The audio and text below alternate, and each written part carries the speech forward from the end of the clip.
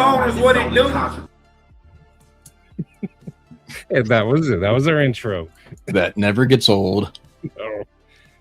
What's up, everybody? We're late. Yes, I know. We're very late. Real quick. Dong, Joseph, Edgarito, Terry, Bobtism, Double D. Not sans me.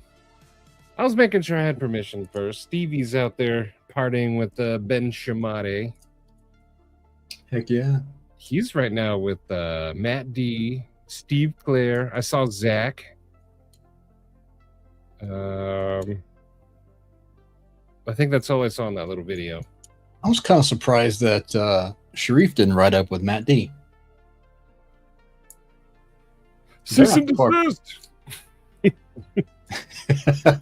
What's up, Stovey? Stevie. He's having fun, though. Heck I'm yeah. glad. It looks like it's going to be, or it looks like it is fun. It seemed like a pretty cool, chill show. Yeah. And it's cool because a lot of the homies are going and get to hang out with all the guys there, which would be fun. That, to me, is the best part about going to Blade shows and stuff. Caballero, that's right. Sorry, Caballero. I forgot about you. Nice. In this intro. Not in general.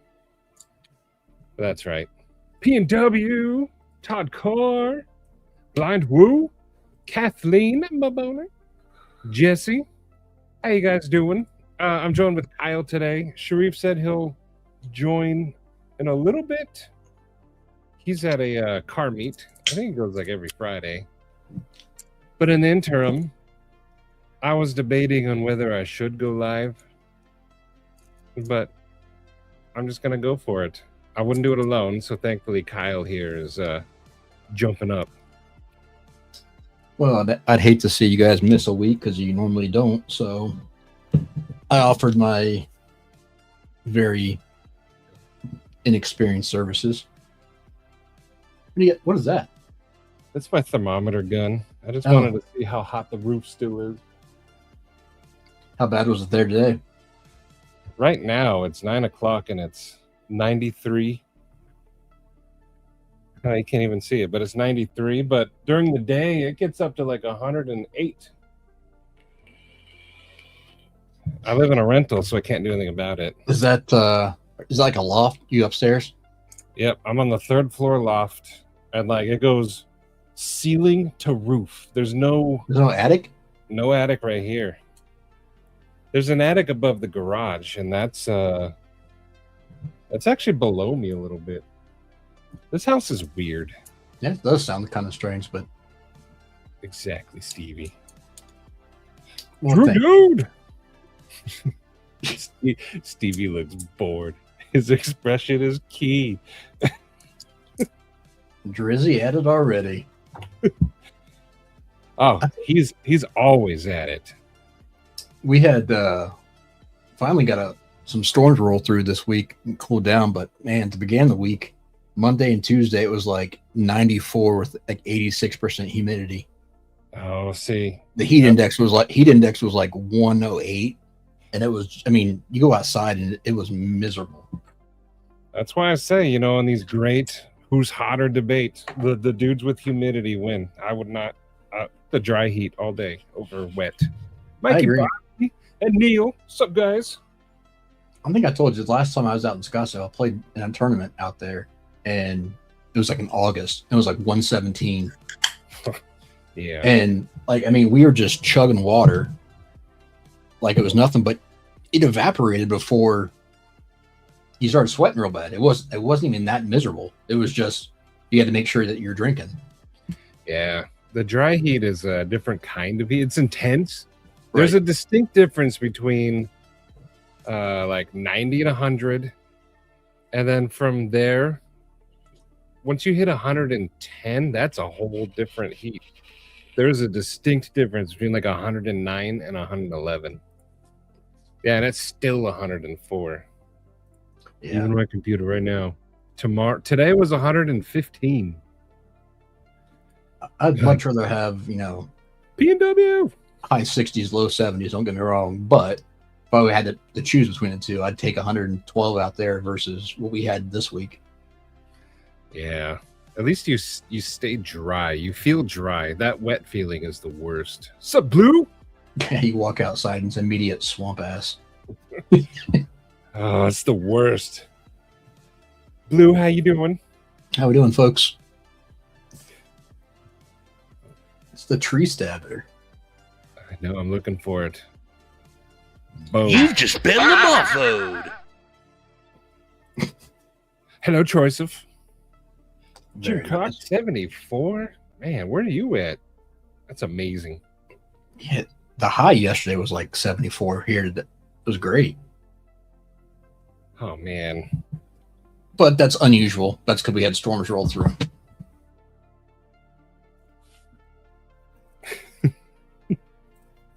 What's up, bean sauce? Jimothy. Why don't you have a wrench? What the heck? Get 'em, boys. Yeah, no kidding.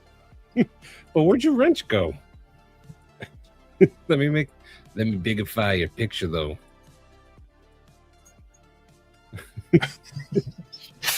I know what it is. You had to make a new account, didn't you? He ran out. He didn't have it. Just 2 in 14 days. Drew wasted no time. That's what I'm talking about. Good work, Drew. Very nice. There it is. Okay, I got you now. It was 101 all the way home. Did you get off on the 10? One Moon. How you doing, One Moon? What up, One Moon? Gay boners, what it do? I was telling Kyle, normally Stevie makes a intro, and he couldn't today, so I just went with a nice short to the point one. Forgive me. I forget I know Edgerito has been around, but what was his old screen name? They were just dead.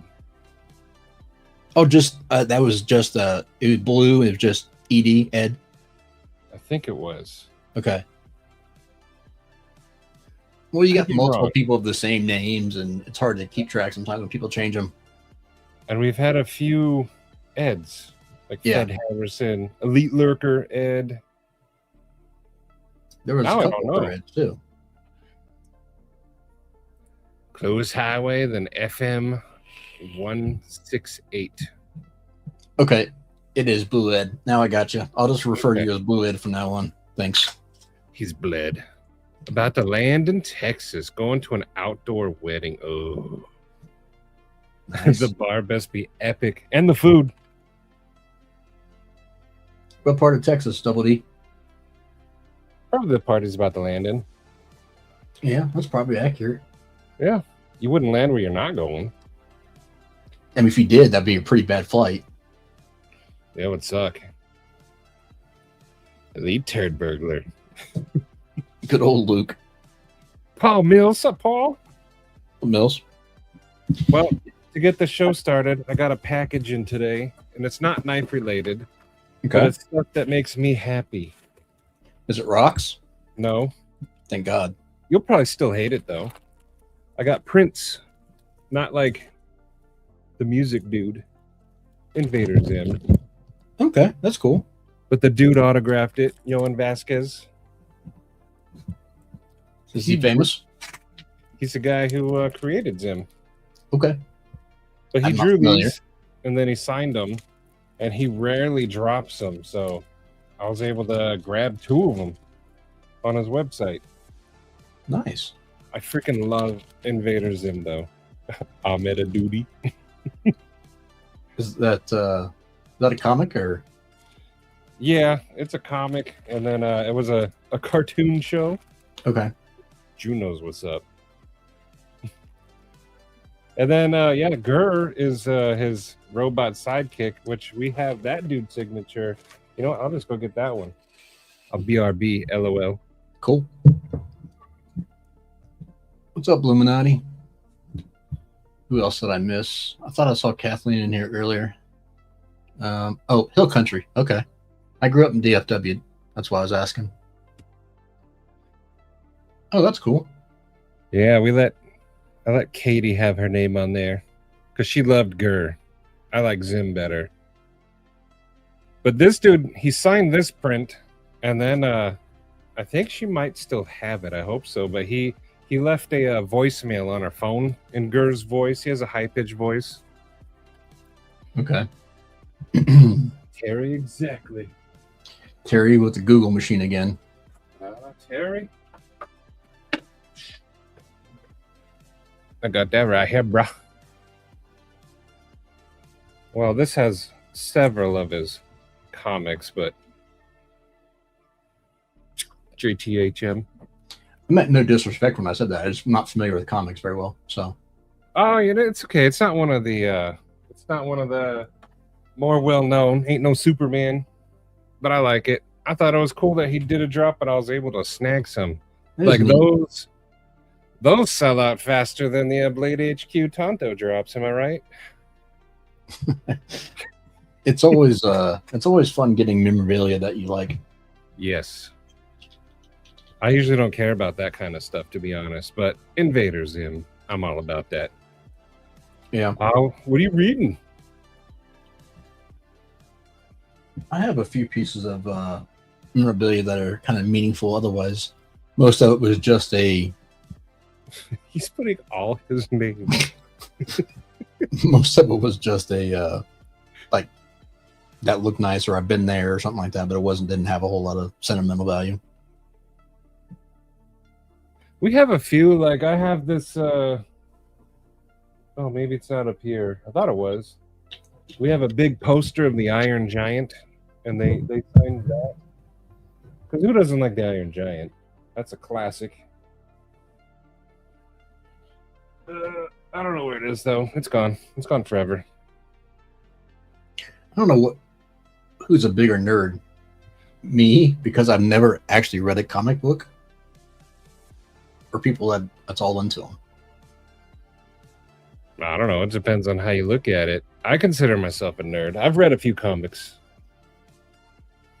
I've only used a few of those, allegedly. But I read the offshoot comics, like Invader Zim and stuff like that. I got Is that these like small batch hipster comic? Yes, because I got these hobo ones last time I was at the comic store. Yeah, I don't read the main ones, except Silver Surfer. I like Silver Surfer.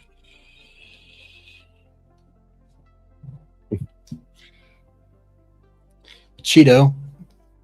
That's almost racist. I got spice. You're the vanilla of the people world. And where's my fence? He said it's in your yard, laying down. Yeah. He's not wrong. Kathleen, I've ordered from SMKW like 2 times, and I'd never had an issue. What are you having trouble with? What's up, Dom? Your brain knows the truth, Terry. Fred the Lugs. What's up, Fred? Oh, that's...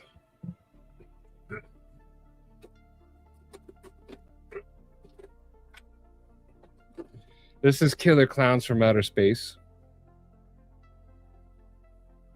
But check it. This actually has the metal thermos.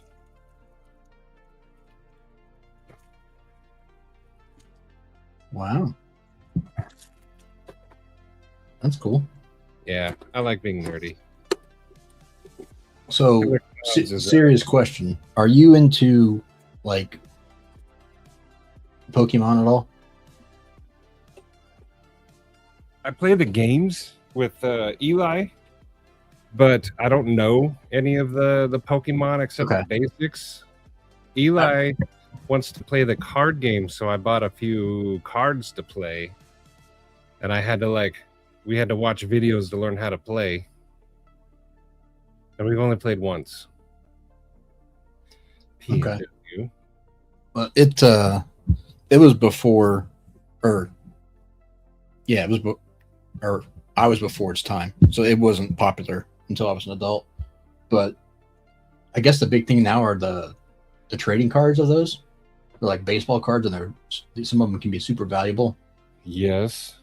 Well, they're a big fan with scalpers now. Yeah, one of the some guys I follow online from the golf world, they started a whole channel for that because they're addicted. They just go buy boxes and boxes of them. They just rip through packs, and it gets views. Well, not only that, but so I guess the guy started a whole company where they buy and sell and trade and like the rarities of the stuff. And even Eli, some of his cards, he gets them and he's like, this one's rare. It could be worth a lot. And a lot of them we looked up and it was like 2 cents. Oh, yeah. Jim, I'm trying to find it. Cheeto, were they really? Did I spell it right? Grokken? Sorry. Is that true, Terry? I didn't know that. Shady, some shady. What's up, Shady? What's up, Roman? Oh, Kathleen. Don't let them get away with that. Yeah, worst case scenario, charge that back if they don't deliver. Yes. I'm surprised SMKW is passing the buck. Well, they've done some shady stuff in the past, so. What's up, Roman? Oh, we put a link. That makes things easier. I don't know if I said hello or not, but what's up, Woo? Mr. Carr. Grokken 4? Oh, it ended. It's a graphic novel. Okay. So what's the difference between that and a comic? The graphic novels are longer. You know, comics are like this thin. Graphic novels can get pretty big. Okay. And you get more story out of a graphic novel. Comics, you have like 20 or 30 pages to make a point. And usually they keep going. You know, wait for the next episode or next week for the new comic. Gotcha. Yeah, I was big into cards, like baseball and basketball cards and stuff growing up, but it's a whole different ballgame now. Drew, he has a little like 3D printed Gengar thingy. That's like his favorite one. What's up, Scotty? A 2-cent windfall. Woo! All he needs to do is collect 14 million cards. Exactly. See? Funny story about that. That's actually what my hey, little man. The ghost is here. Tell him what tomorrow is. Tomorrow, you might be excited. It's my birthday. Tomorrow. It's your birthday? Yeah. Tomorrow. Are you gonna be like 12? No, I'm gonna be 6. So that's like half a 12. Hey, wait, do me a favor. Show Kyle the number 1. Yeah, no, turn it around. Turn it around. There you go. Yeah, thanks, buddy. Hope your dad buys you some pigment. Never do that again. That was for you, Kyle. He did that yesterday on accident. So, Henry, he was holding up 2, and we were like, no, it's only 1. So instead of putting this finger down, he put this one down. Attaboy. Yeah. Jim, it looks pretty cool. 10,000 cards? If you have cards from a long time ago, they're probably worth a lot. I sold all mine when they went. The market dropped out from it, because that's what I was getting ready to say. Is after I was born, my dad started buying baseball cards, the complete sets and boxes for every year for the year I was born, and every make. So like from the year I was born, the next year, all the way up through, as kind of like a investment for long term. And then it hit about 20. They all just dropped, and there was no value on them at all. And then I sold off a bunch of them, and then I guess now some of them are going back up a little bit. But they made so many cards back then that the value was not the greatest. So I mean, I still have some collectibles, some signed, some autographed ones, and that kind of stuff, but not a lot. Now it's all about like shiny ones. Yeah, the prism cards, and yeah. They started doing that with basketball cards first, and that was back like when Shaq was a rookie. They started doing a lot of those specialty cards back then because I had some of those. I play Magic. That's another card game, and they have foils. But the ones that Eli shows me are like super sparkly. Hey, Cops. How you doing, buddy? What's up, Cops? Started off with Archie comics, then graphic novels. You like Conan? Are you going to see the new movie? I think every young gentleman found the heavy metal magazines. Who's playing the new Conan? Do you know? I did know, but I'm blanking right now. Shady, that's funny you said that. I still have my original NES. Oh wait, it's not even Conan. I'm an idiot. It's yeah, my brain's off today. Oh. Skeletor. He-Man, not Conan. Wyvern! Sup, Wyvern? How you doing, buddy? Damn it, Cheeto.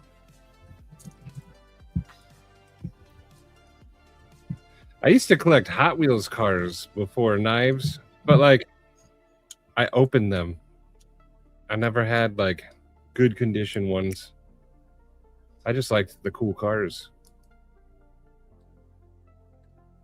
Speaking of, you'll get this, but this is in reference to, I got this from a Drinkwater member of the community, and see if you can figure it out who it came from.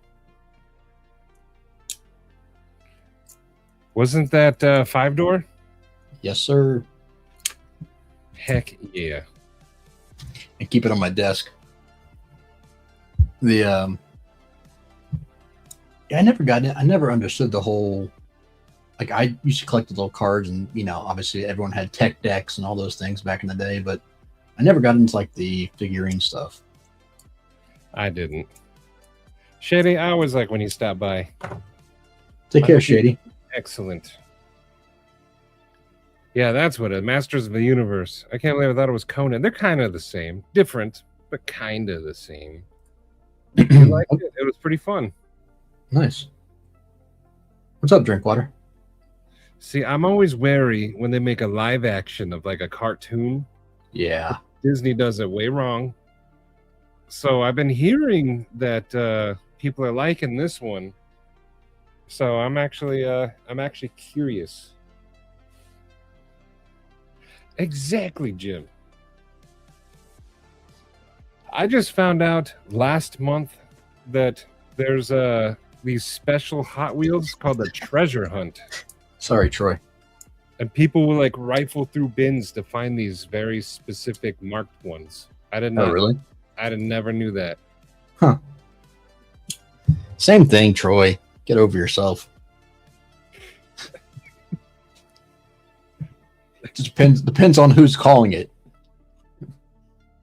I take it back. I've got one of those, but it was a Jordan starting lineup, but still in the package, and that was like his second or third year in the league. That thing's worth some money, so I just kept it in the package. You heard it sucked, Blue? Who said it sucked? I've been hearing some pretty good things. I struggle with live action stuff. Like, I don't. I'm also relatively easy to entertain, so I mean, I don't have high standards for much. Just as long as I'm having a good time. Eating popcorn. My go-to movie snacks are popcorn, something sour, like sour Skittles. And then I like the Raisinets and something cherry to drink, cherry Coke. As long as I got that, I don't care. I'm having fun. Have you tried the new, well, not new or newer, but Cherry 7-Up Zero? I haven't tried it. Wow, is it good?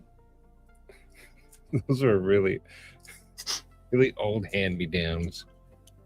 I never got hand-me-downs. I couldn't fit in any hand-me-down clothes. And my parents never had toys, so I didn't get any toys. As you should. I had Micro Machines growing up. Yeah. but I would buy them. I would earn them. I'd do chores, do my laundry, get a couple $100 for that. Go buy some micro machines. As you should, Drew. I would feel incredible shame. Don't let anyone shame you for your hobbies. It don't matter what you like, just have fun. Except furries. They can be shamed. Yeah. I'm just kidding. You can like whatever you like. Except furries. They can be shamed. I'm just kidding. Scott, let me know what you think. I've been hearing up and down on that. Yeah, no thanks. Kathleen, was that for you or did you take the grandkids? You liked it? Okay, Kathleen. Ronathan, 18 months? Who stole the Kishka? Kishka? I didn't steal nothing. You can't prove it. But Ronathan, I will give you, because he's not here.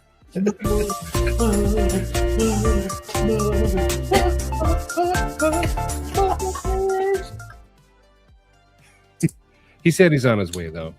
Nice. They were. I keep my, I have a little micro machine right here. An old destroyer. I don't know why it's up here, but it's been here for a long time. Ending down to Shrek.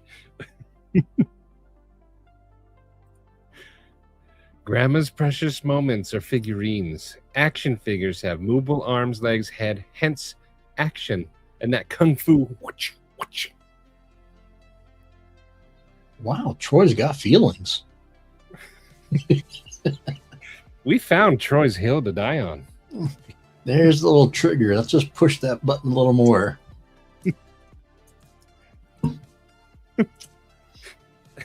That doesn't surprise me, PNW. Knowing is half the battle.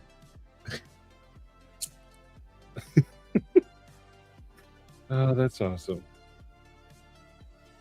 I stopped playing with action figures when I was 12. You mean figurines? I was buying McFarlane Toys Bedrock figure, and the very pretty Kmart cashier who was like 19 had told me to enjoy my toy in a very snide manner. And that was the day Terry became a man. That one little comment changed the course of his life. For the good, for the worse, we don't know. But it changed him. Nice. Those were fun out in the backyard, the dirt. Yep. I have a huge bin of Hot Wheels. Really? Isaiah plays with them, though. Eli, he didn't care. He would line them up all autistically. And then he wouldn't play with them like cars.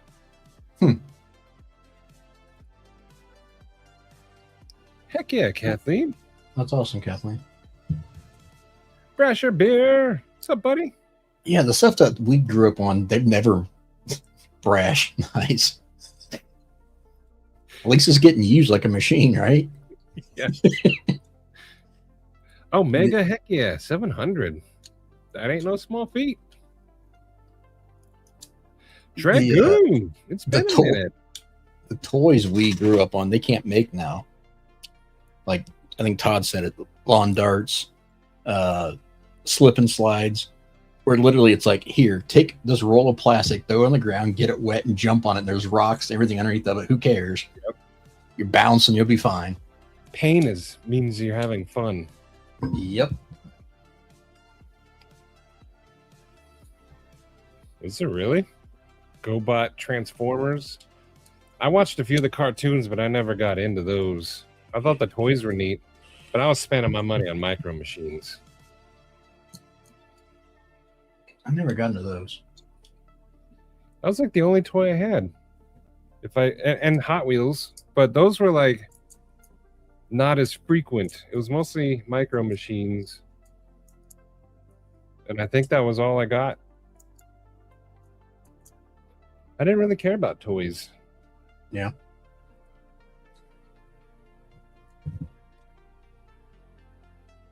Even important metals. You know what, y'all? I do have a new knife day. Oh, do you? What'd you get? Oh, you're gonna love it. Okay. Yeah. Now picture this. You're sitting at your desk. Is it a Rosecraft? It's even better.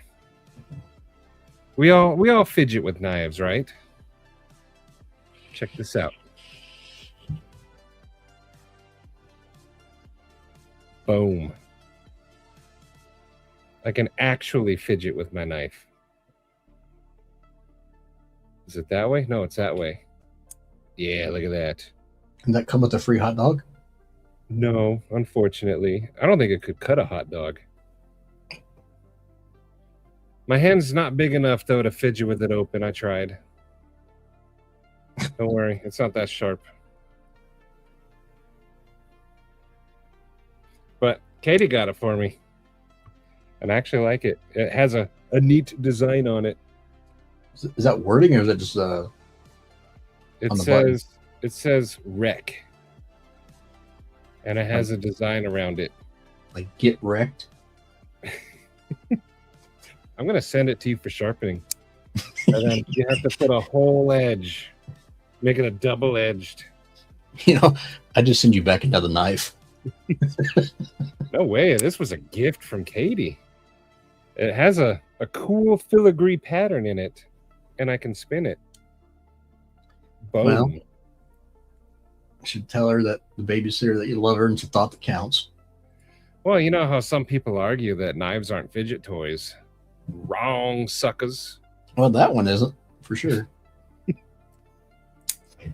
I haven't bought many knives. Actually, I bought 2 knives this year, and that's the only purchase that I've even had in 2026.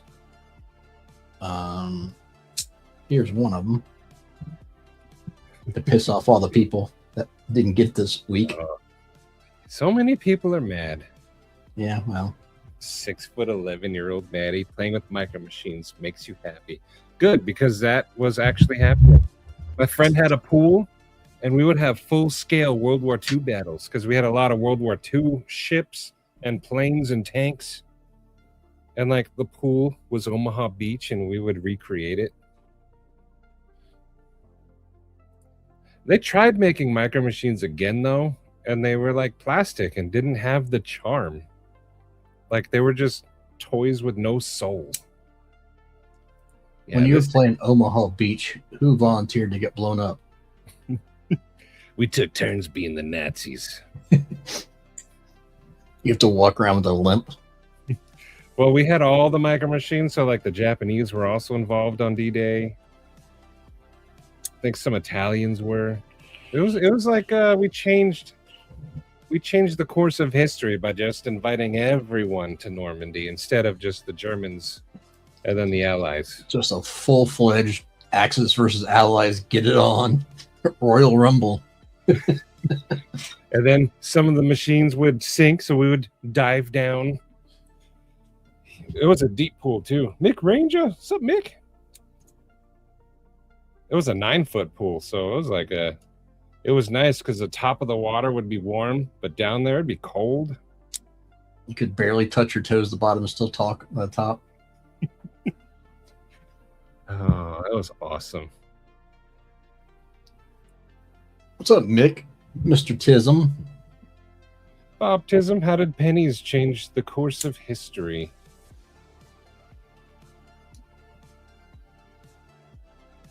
Nice. Yeah, I've been not really going down the purchasing knives rabbit hole. I've been more modding what I've got or trading or just being happy with what I got.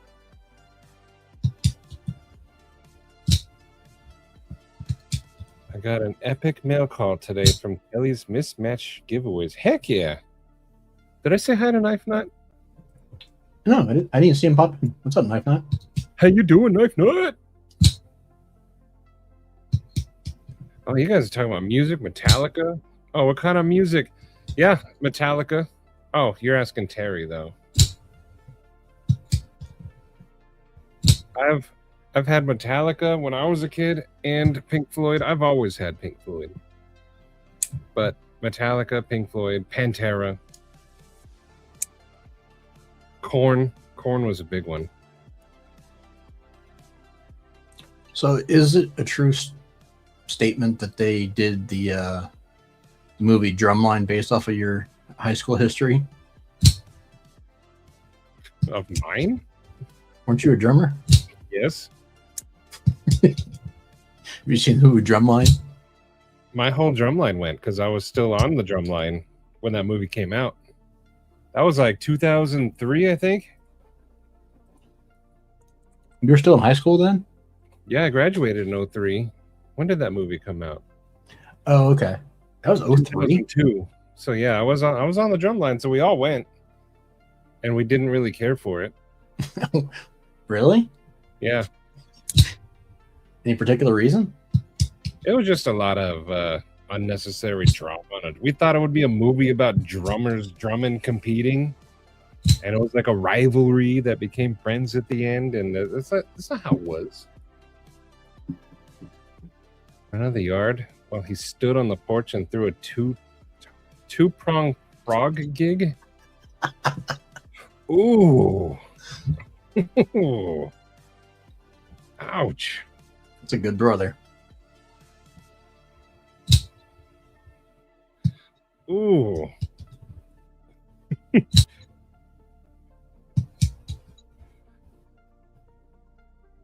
Man, that's something I never had to deal with. less bronze. Ouch. I grew up, I was an only child, so I didn't have to deal with all that. Oh, Jesse, that's awesome.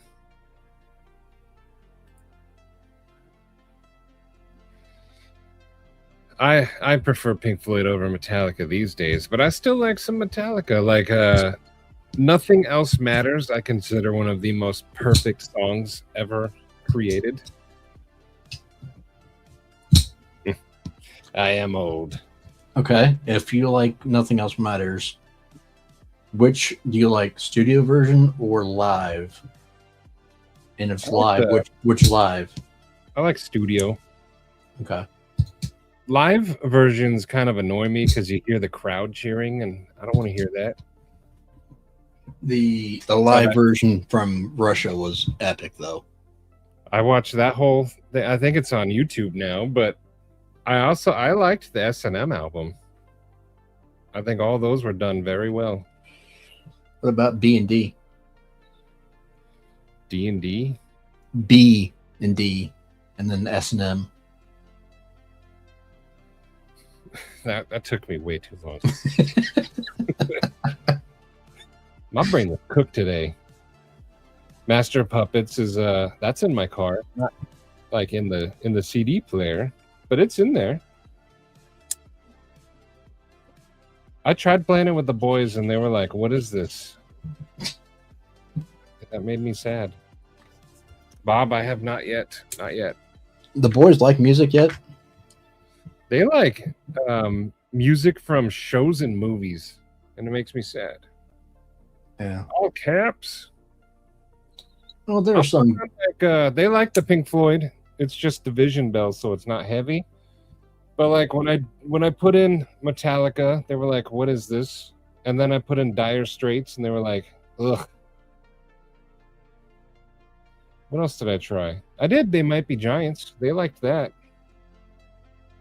They like more upbeat stuff. Izzy is he's an upbeat kid, always happy. But all caps, yes. And how are you doing?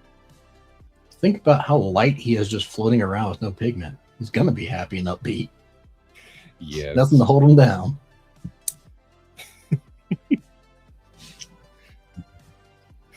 He ripped off Metallica's Turn the Page.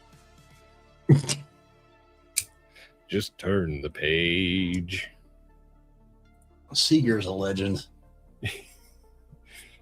Eating chips the whole time, making sucking sounds with his straw. Ain't nothing else matters.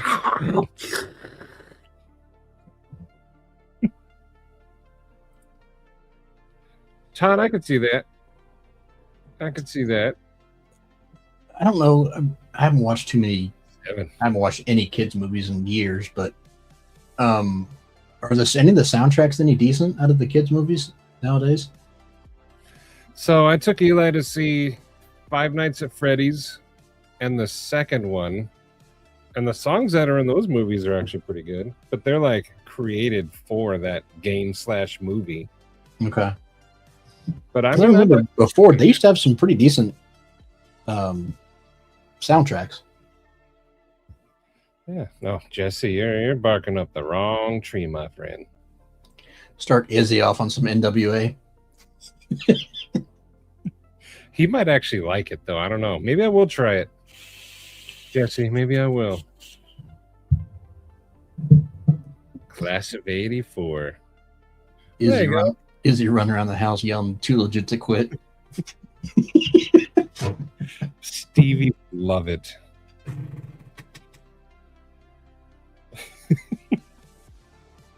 Oh, now I'm picturing it. Beavis and Butthead, even the show, they played all the good stuff on that show. It's funny to watch people that had no clue or they're too young to see that show and then see how they react to it now. They're like, what the heck? This was allowed to be aired? It's like, yeah, that was the golden age of... And we got King of the Hill out of Beavis and Butthead. So, I mean, that's a win. Well, the other epic one in the same time frame was Ren and Stimpy. Yes. I watched all those. And then they came out with an even worse Ren and Stimpy on that Spike network. Okay. I think it was called Spike. They went dirty with it. Really? Yeah. Hammer time. Stop. And then South Park came out about that same time. Eli has asked to watch South Park, but I'm not letting him yet. Yeah. Although, I don't know how sheltered he is. A lot of the stuff may go over his head. Yeah. But surprisingly, I've been catching him laughing at a few things that we'll hear on TV, and I'm like, how do you do that? Good old school bus. Mm-hmm. Him and his friends. Sweevy X Arch. Oh, heck yeah. Do you like it? You just said you got it, but do you like it? All right, here's a question for everyone, knife related. Would you rather? No, not a would you rather, although I can think of one. Have you ever gotten a knife that you were excited about, and then as soon as it hit your hands, it just like it didn't feel right? Like, it didn't tickle the knife fancy. Like, it didn't feel like your knife. I don't know how to describe it. Like, for me, it's not quite disappointment because it could be a good knife. Like, I got the Nimble W, the EMP EDC. I was excited about it. I like the blade shape, worn clip and all that. But as soon as it hit my hand, I had this weird feeling like, nah. I've had plenty of those. This ain't me. I'm trying to think of one, but I know I've had plenty of those over the years. Yes. I haven't had very many, but the Nimble is, it was a good knife, but it just, as soon as it hit my hand, no, I did not get that feeling that I normally get. I'm pretty particular, so I've had a lot of them like that. Like, I get one in, I'm like, eh. But now I'm I don't go after stuff I don't know that I won't like already. Oh, look who it is. What's up, mofos? How we doing? Dubescom. There's Matt B. Josh. 304. Josh. What up? I don't know if you guys can see. Can you see the waves crashing behind us? No, it's darkness. Let me see if I can. I can't fuck with the camera. We are standing right now on the edge of the world. There, you see the waves? Yeah. Oh, I see. Every now and again, we'll see the white part. Dude, I can't see shit now. Is this Blair Witch Project? There it is. There we go. We're standing at the edge of... Oh. Hey, Nate. It's about to get me. Behind us is the beach. See all the fires in the background. Wyvern. But mission accomplished. I wanted to do one thing while I was down here at the Pacific Northwest Custom Invitational. And that Neil. was walk down to the beach and Kyle. I already ate, Stevie. But cheers, mofos. He's got a Swiss Army Doobscum. Stevie, Yeah, what's up? did Matt D buy the entire show, or? No, the show's not actually till tomorrow. Oh, okay. We haven't hit the show tonight. Tonight we checked into the hotel and our homie Ben Shamade hosted a little shindig at the place called Iggy's, actually. And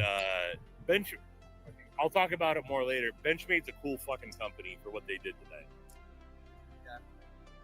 But yeah, hung out with Jorge's here, JC, if you're watching, and his wife are here. Steve Clare's still knocking him back at the bar. Matt D, Josh, Zach, and his wife were with us. Israel from Arcane, Keenison, Carver, Hypercut, Partheny. Yeah, hanging out with a bunch of the makers and whatnot. Good time. Nice. Troy wants you to. Tons of free alcohol all night. Huh. So, anywho, you know, That's for all that. Interrupting your guys' live stream. No. Yeah. So far. Yeah, how's Oh. the live going, guys? Good. Troy wants you to recreate the football scene from Point Break. Troy, I got the Boston Scally drop today before it sold out. Yeah, no, that's not happening. No hikes here. I got Thanks for giving me the Benchmade. blessing. What were those banners or whatever? Oh yeah. In my pants. I can't do that. Stevie, thanks for giving me the blessing to come on. What's that? I said thanks for giving me the blessing to come on. Of course. Mikasa's As he dies. Did he say Mikaka Sukaka? I don't want your shit. My cock is your cock, Kyle. Then I shall beat it. You got a lot of Benchmade swag then, huh? Yeah, Benchmade came proper tonight, man. Well represented, super cool. If we wanted to order steak and lobster, we totally could have. We didn't, but What did you order? yeah, Yeah. right at the edge of the Pacific Ocean. And can you guys see all the bonfires and shit behind us on the beach? Cheeto! Hey, look it. Oh, let me get. Represent Yeah. Cheeto Lungbone Apparel. That shirt's I loose can't- on you I now. can't see what people are saying. But, anywho, They said you have a tiny wiener. that went out. You don't have a lighter. Matt Kevin D came down Durant. here without a freaking lighter. I know how much of a fucking poser am I to have Wow. Zippos in most of my photos, and I forgot my damn lighter. A not gay poser, by the way. Yeah, I'm totally not gay. Sorry, Cheeto, I can't read what you asked, but hello. So I feel like a jerk for interrupting you guys. We just wanted to pop in and say hello. Check out his name. Oh, you did it, Jimothy Benito. Jimothy Dito. We Oh, got yeah. chat.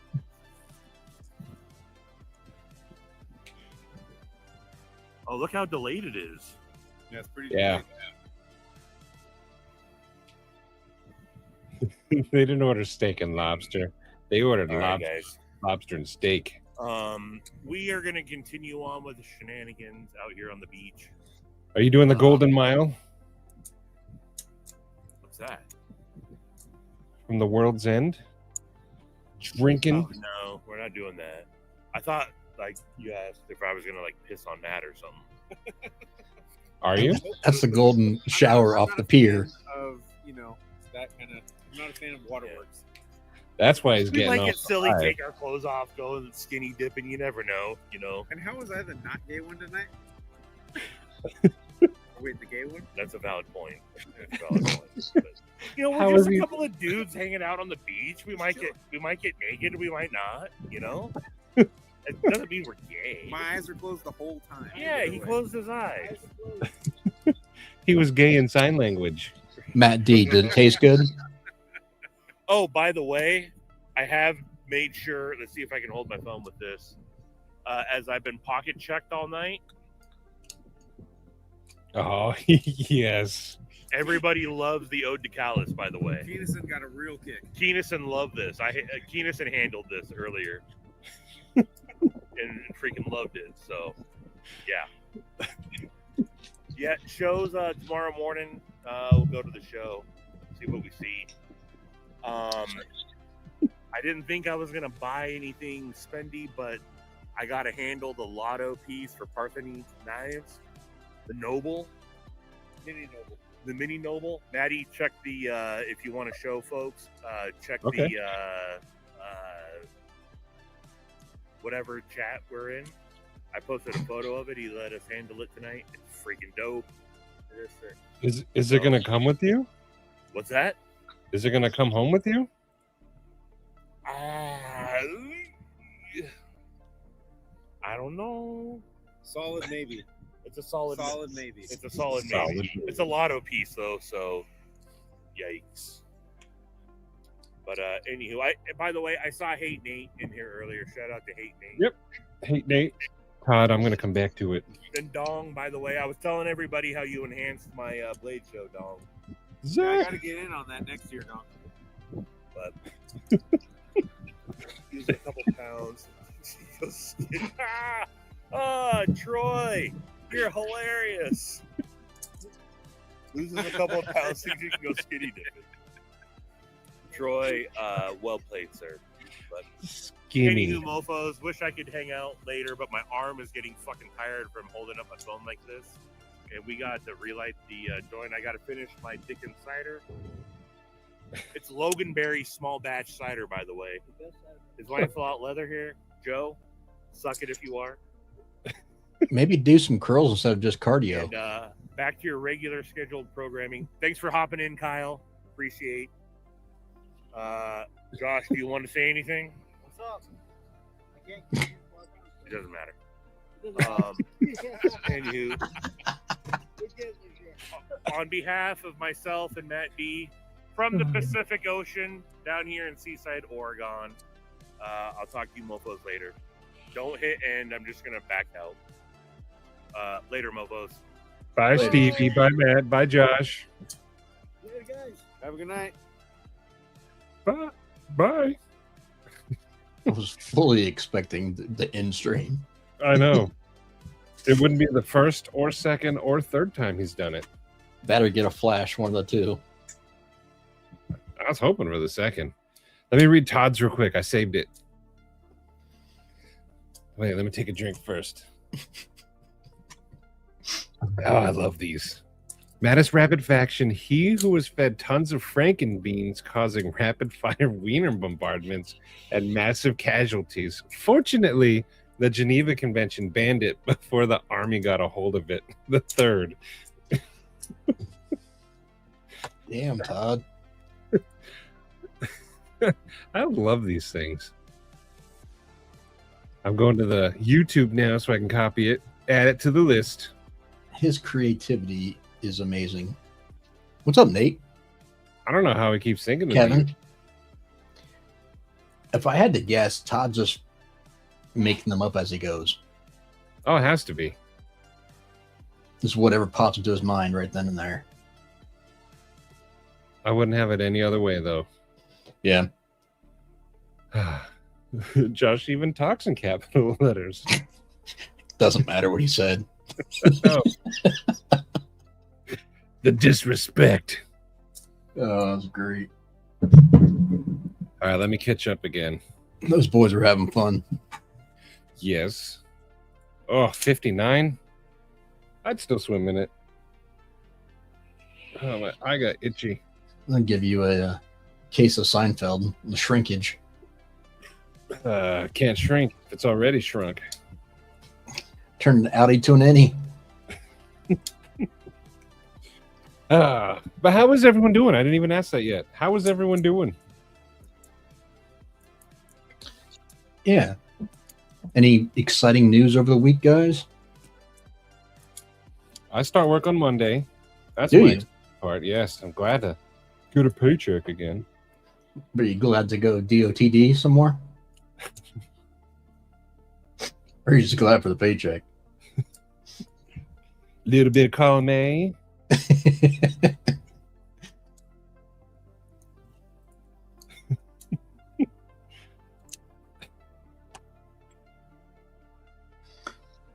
Still unemployed. Huzzah.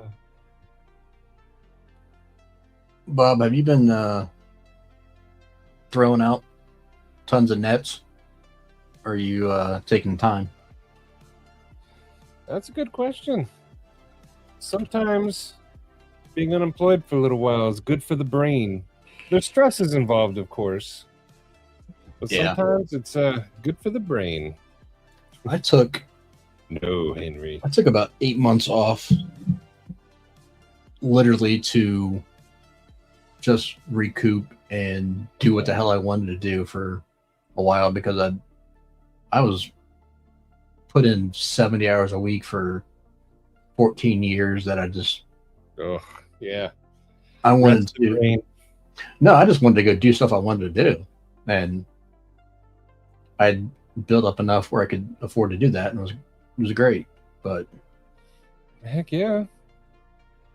I do that over the summertime.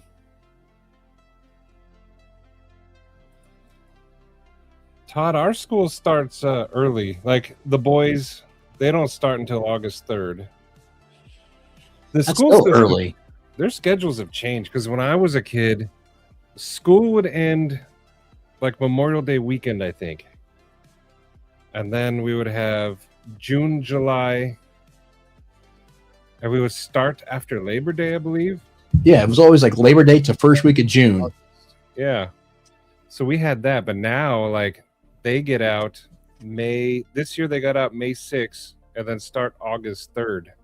Wow, that's So wild. they kind of moved up. But how does that fall now for like holiday breaks and stuff? I think that would mess things up. No, they still get like two weeks for Christmas time, 1 week for the Thanksgiving week. And then I now know, but there's- the way it falls like in the semester or whatever. it's the spring break, and that's a weird time. And then they have random days off throughout the year. I forget what they call them, but it's like a staff day or something. Yeah. They get more days off now than they ever did. Due to an injury off the job. I also get to that point too, Zach, during my summer, because I don't work over summer. And by the end of it, I'm like, come on. But you're living your life, Jesse. Living it up. Jesse's just rolling around having fun. But Bob said he's sending out 1,200. Really?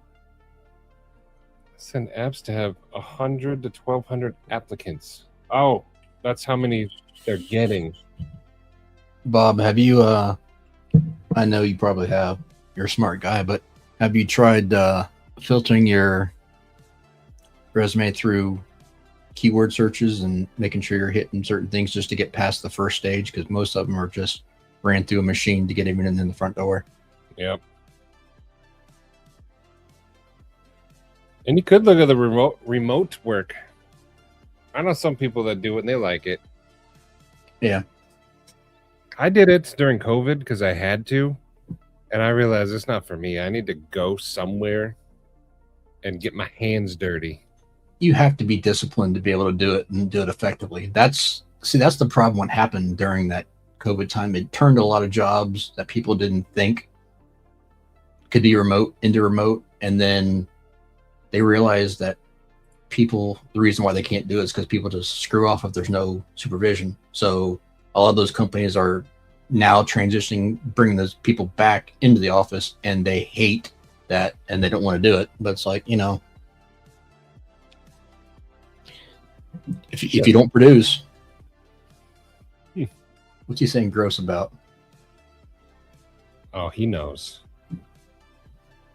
Get my hands dirty at work. Oh, Well- yeah, you changing diapers? Before COVID, I was much skinnier because I had lost 100 pounds. And then during COVID, I gained 100 pounds. So I can't do remote work. Sharif! Look who it is. What's going on, guys? What's what was the happening, man? coolest car you saw? Also, hello, but what was the coolest car you saw? Don't say Subaru. No. Two. There was a old school Monte Carlo lowrider that had some pretty incredible airbrush work. Okay. And then there was an old Firehawk Trans Am. Ooh. It's one of the yellow, like, anniversary, like, special edition ones that they only made, like, I don't know, 250 or something like that. That was pretty dope. One of my coworkers, I don't know what he does, but he has a lot of money, and he retired, but he works at my work just to do something. Yeah. And he has, like, I forgot what year it is, but he has a Firehawk. Like, it's like Nice. number 1 out of low number, like 25 or something. Nice. He brought it in once, and I went out there and checked it. It was cool.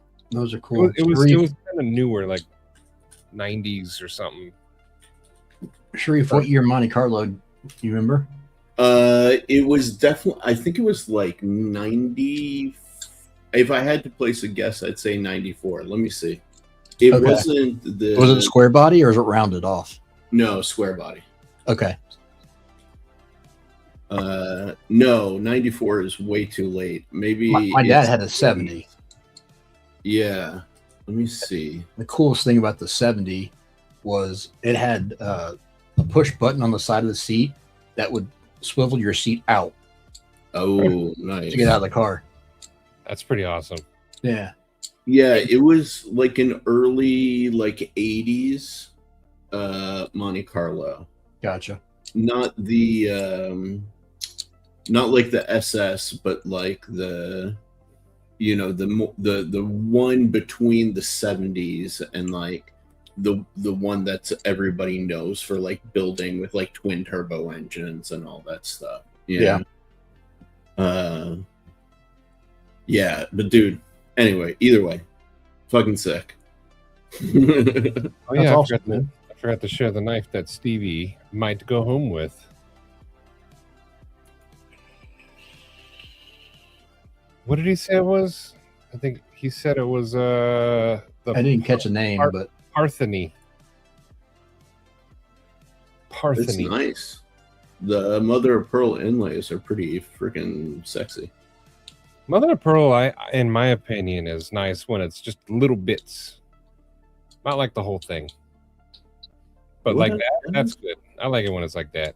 Yeah, I like tastes- Mother of Pearl much better than I do abalone. I think that stuff's tacky. Mm. He likes them Personal. pop.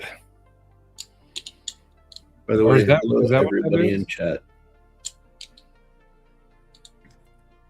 Just so you know, Sharif, I always ask you because I judge every car you see to that one that had the Nintendo in it. Dude, apparently something happened to that car. No. And I don't know what, but supposedly I think it had maybe gotten into an accident or like something like that. And then it was supposed to be coming back. So Okay. not sure. I had a PlayStation in my. Dude, the one that Maddie's talking about had a freaking Nintendo in the engine bay. And it was to run something of the engine, right? I don't fully know, but I think so. Oh, just a casing for like an ECU or something. I don't know the whole details, but I have seen people to use their Game Boys to tune their engines. There's like a weird like cartridge or like thing you can do with like What, through like the OBD port or? yeah. It's pretty wild. It even had like its own nested spot in there. Yeah, I'm trying to find the pictures, man. I don't know how it worked. I don't know how it like didn't overheat because it's in the engine compartment, but Yeah, you'd think it would melt. Well, could it have? I mean, just was it possibly metal but painted to look like a? You be the judge when I find the pictures, whenever that's gonna be. Bob, is this Elden Ring? Because I never played those kind of games. I used to rage when I was a kid playing video games, and I would twist the N64 controllers and have to buy new ones. So in my adult days, I just play games that bring me joy. Those Dark Souls types, I know me. I would go right back to like, you son of a. Yeah, when I first got my PS3, I broke about 10 controllers. Yep. Playing COD. Yeah. Oh, COD will bring it out of you, man. Chuck it across the room. Yeah. Sharif talks about it. But that was also back in the good days when like the chat rooms were lively, the lobbies were great. Oh, they're still friggin' crazy these days. But there for a while on what was it? I don't play anymore, so I lost track. But about 3 or 4 years ago, they implemented something where like you could get kicked or banned or whatever, and like they were tracking it. Yeah, oh yeah, no, that still is there. You can report people. That's so lame. Yeah, but it don't work. Here The we N go. word in those games are just as common as hello. yeah. Really? Oh, yeah. I tried to play Call of Duty once, like last year, and that's all I heard. So I was like, nah. Yeah, look, do you see it? The that was a Nintendo DS right there. Right there. Oh, But this whole car is my favorite one that Sharif's ever showed me. Oh yeah, I used to as well. I mean, that looks like a custom one too, because The carbon fiber plates. yes, because Yeah. DSs didn't have that. But look at this whole car; it's just unique. And I normally don't like this kind of stuff, but This looks like it would have been in the TV show version of Twisted Metal that they just did. I was gonna say that's like a Ricer takes on like adventure. Ricer rally car. Yeah. Yeah. But like the whole thing, like when you see the back of it, it's got a reverse spoiler on the hood. You know what that reminds me of, Sharif? Hmm. A little bit. That reminds me of Suki's Miata. Oh yeah, a little bit. Yeah, look at this. It's got the rear. Oh, it was an Integra. Yeah. Hell yeah. But if you look at the front, it's got a reverse spoiler. How you remembered that, Maddie? I have no idea. I didn't even remember that.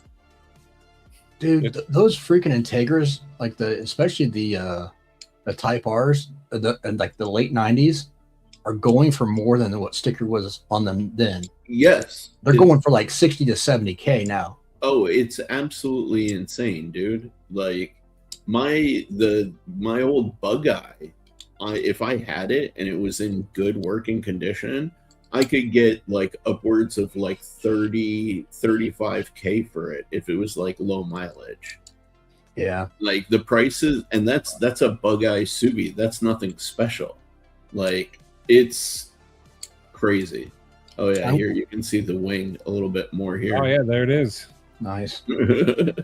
I sold Acuras for like a total of 3 months when I was in between jobs over the winter because I was getting ready to turn pro, and I needed something to do for the winter before I did that because I couldn't, the time frame. So I ended up working at a friend that worked at the Acura dealership, went and sold Acuras for 3 months, and we had a Type R on the showroom floor that I used to get to go drive and shit, and those things were amazing. Oh yeah. Oh dude, I almost, and due to like one person, I was gonna go down like the Honda Acura route, and I ended up going down the Subi route. My dad's friend, she was a social worker who liked to drive sports cars, and then like her husband would always get like a pickup truck or something like that. But she had like either like an Integra GSR or a freaking Mercedes SLK or a BMW Z4. Like there was always stuff like that with her, you know. What up, Patina? Yeah, Patina. And dude, she had an Integra GSR. I'll never forget it. Like forest green with tan interior. Yep. And she almost sold it to me, and then last minute her son came out of nowhere and said, "Hey, I need a car." So she just gave it to him. He had no idea what it was capable of, and he just treated it like a commuter car. Didn't do oil changes, drove it into the ground, and fucking ruined the thing. Yep. Oh. Yeah, I was so pissed. And because I didn't get that car, I saved up to get the WRX. And then I became a Subi guy. Well, that's a sad story because I really would have rather you been on the Honda Acura train.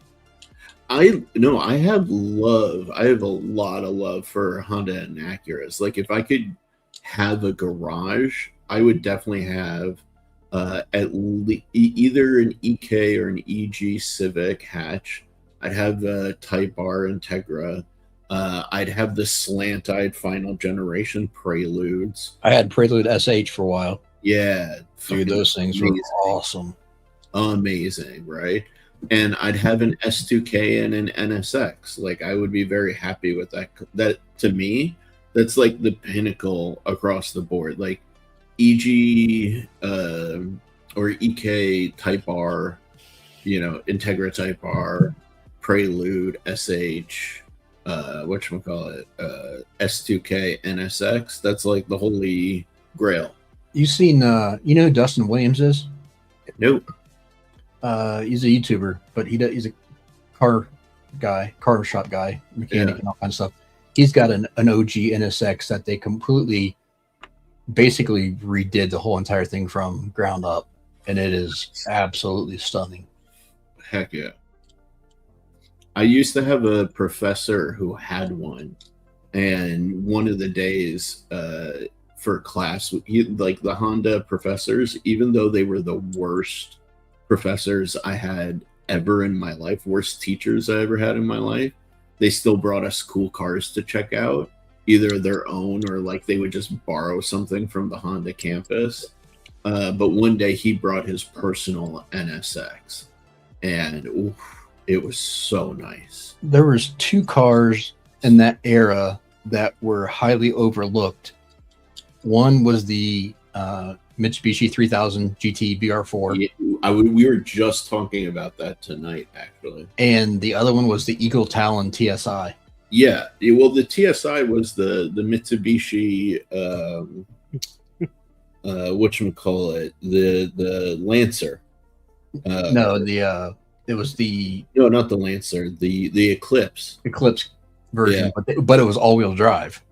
Yeah, well, no, the Mitsubishis also had all-wheel drive. Only in the GSX. Right. But the Talons had so much more room for activities, so to speak, in the engine bay. I had a buddy that had one in a car club, and dude, he was hammering that thing. He had like close to 500 horse out of it. Oh well, yeah, because they were the same Mitsubishi 4A GE blocks that were like in the freaking Lancers, and so they had like steel bottom ends, oil squirters, like all sorts of fun stuff for like high horsepower. Yep. So, yes, I am officially a car nerd. So am I.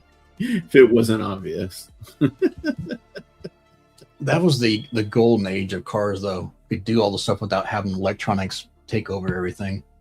Yeah, exactly. You ain't lying, Patina. The Taurus SHO actually moved.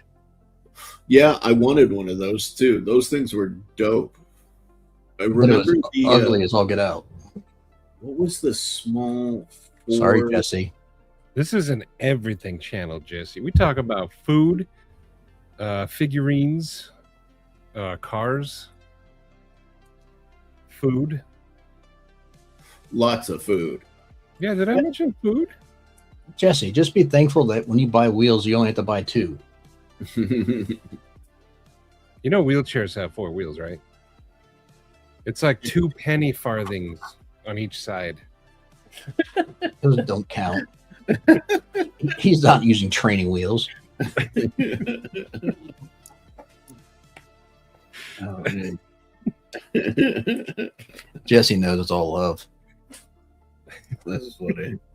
You know, another one, speaking of off of random, the one knife or one car that came out around that time frame that looked amazing, but they absolutely did a disgrace to it, and it was horrible, was the Prowler.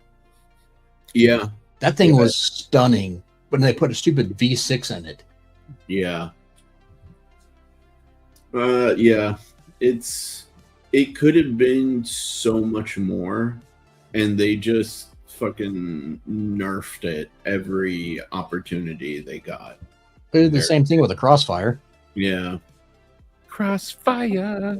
You get caught in the... To be honest, it's like it's a real shame, but it's decisions like that and how like the American companies make decisions that really made me not want to work with them, you know, as like a car designer.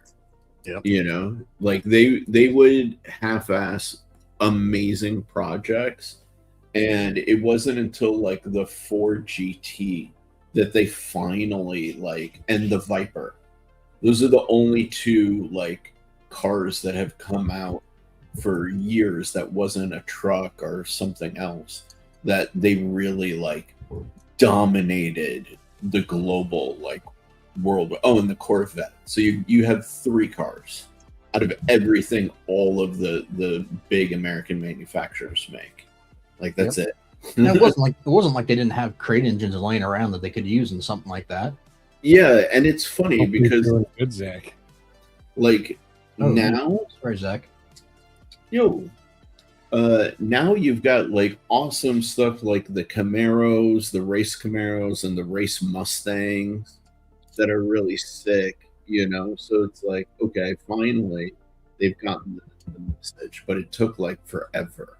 You know what I mean? I hate the new Camaro, and there's a long history there of why. But I bought brand new off the showroom. I bought an 02 SS triple black. 35th anniversary. It's supposed to be the last F body ever made. They weren't going to make any more again, and then they take 3 years off, 4 years off, and turn around and bring it back out in a new body style.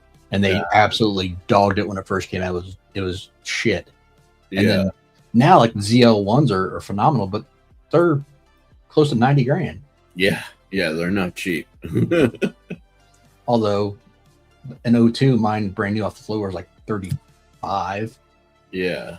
So it's not like they're super cheap then either, but. And dude, who was a Todd car? Yeah, the Fiero. I was always curious about doing a V8 swap into a Fiero when I was younger, and then I never did. And then I met a classmate. He's actually a designer at McLaren now, who he did that. And that was the car that he daily drove to school, was his like first car, his Fiero. He kept on going until the engine blew, and then he swapped a V8 into it. And I was like, I don't know if you that could have been me.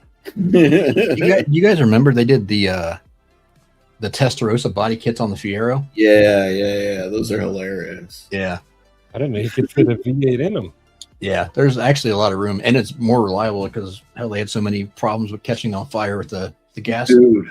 Cap Yeah, area. the Fieros were, especially the early generations, were known for just bursting into flames.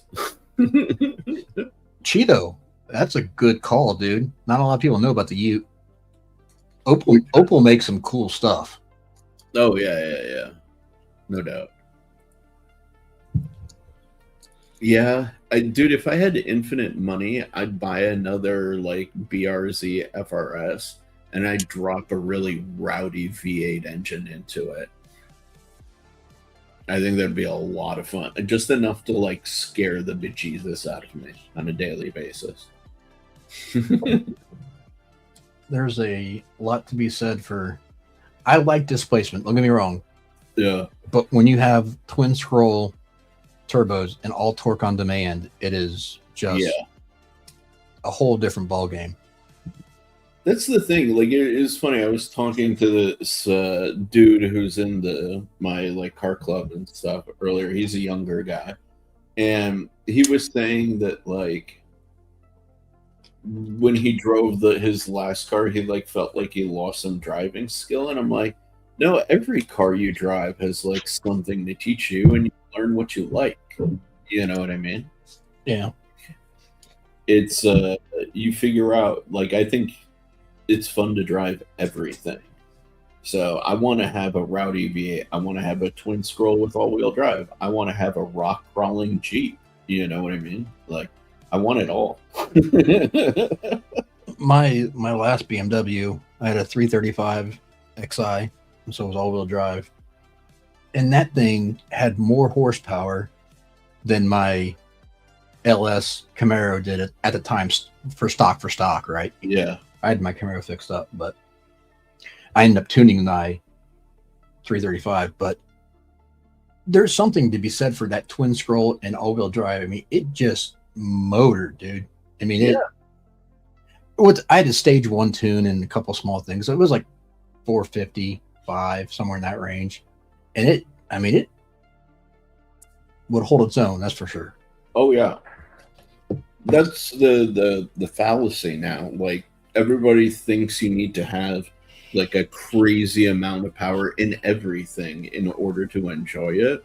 And it doesn't always lay it down. Yeah, it doesn't. Dude, you know where it's like a perfect example is like the off-roading world, right? Like, everybody, or you encounter a lot of people who want just like these heavy-duty setups, and then they want like freaking crazy power and all of this stuff just to like, you know, hit some like trails and stuff. And then you see the guys who drive like RAV4s, weenie, like oversized wheels and tires, and you're like, dude, why'd you pick a RAV4? It's like, because the all-wheel drive is good and it's super lightweight and it dances over the rocks, right? Yep. Or like the Samurai guys. Like, I never encountered that until I got down to Mexico, and there's a lot of dudes who rock Samurais down there, and it's like, because they weigh like well under 2,000 pounds and they just like skip over everything. Yeah, horsepower to weight ratio and getting power to the ground. Cheeto, funny you said that. A kid I went to school with, his older brother, who had a lot of money from scrupulous activities, actually had a right-hand drive Altezza that he had imported. It was crazy. Patina, Sharif, you'll get a kick out of this. When he was doing like the pre-runner stuff, Yeah. those things weigh nothing, and all the weight is basically in suspension. Yeah. But they'll still put in 1,000 horsepower engine or more. But they're doing crazy stuff with it. Yeah, dude. Pre-runners are so sick. Yeah. There's a guy that I follow. His name's Desert Serpent on Instagram. And he's got like what I would call a luxury pre-runner build. And his stuff is so sick. Where is it? Sorry, Maddie. Taking over your with car chat. You guys keep chatting. I had a 1996 Toyota Tacoma single cab, bro. Nice. 0 to 60 in like 11 minutes. So I know exactly what you guys are all talking about. I've had so many over the years. Dude, like, with all of this stuff, even with all, like, Third. I still want, like, a nice cruising setup. I'd love to have something like comfortable, you know, because like Yeah, for sure. sports cars are fun and everything, but luxury is also really nice. A 96 Taco is about as close as you're going to get to an imported Hilux. Ours got totaled in a very slow car wreck, but yeah, that it used to belong to the railroad, and it had over 400,000 miles on it. Woo. And it drove like it was brand new. That's the car I taught myself stick shift in. Yep. Nice. Yeah, it would have. We'd still have it if that didn't happen. Cheeto, or not Cheeto, Patina, or an old LX. Here we go. LX 550s. They do some cool. Yeah. This is the guy I was talking about. Like, it's a luxury pre-runner build, you know? What I love about Baja stuff is like, look how much the wheels are moving and how much the body isn't. Yeah. That's the. That's crazy. That's a lot of science involved, a lot of technology, a lot of cool stuff. The part of me that's like a rally guy sees that, and I just get like a little brain boner for it. I'm like, yes, I want that on my. I want a truck for that reason. I want that. I want to be able to like be driving anywhere, turn my steering wheel, and keep going like it doesn't matter. Yeah.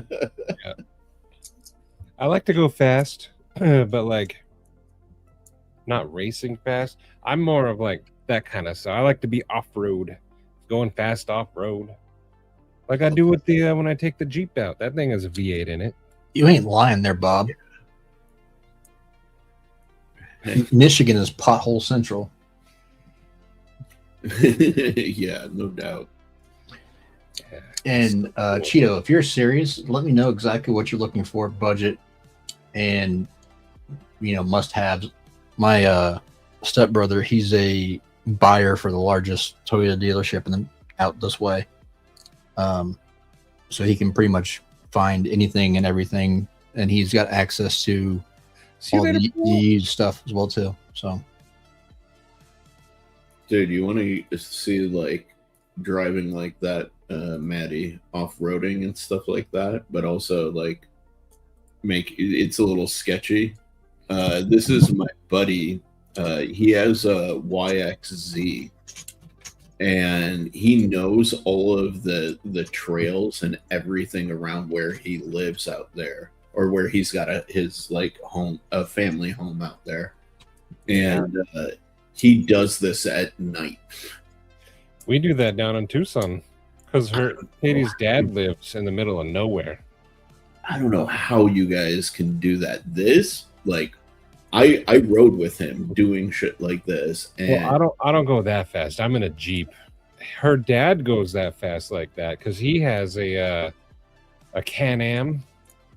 Yeah, that's what this is. Yeah, he can hit huge dips and like it's nothing to him. It's got a built-in roll cage. You'll be fine.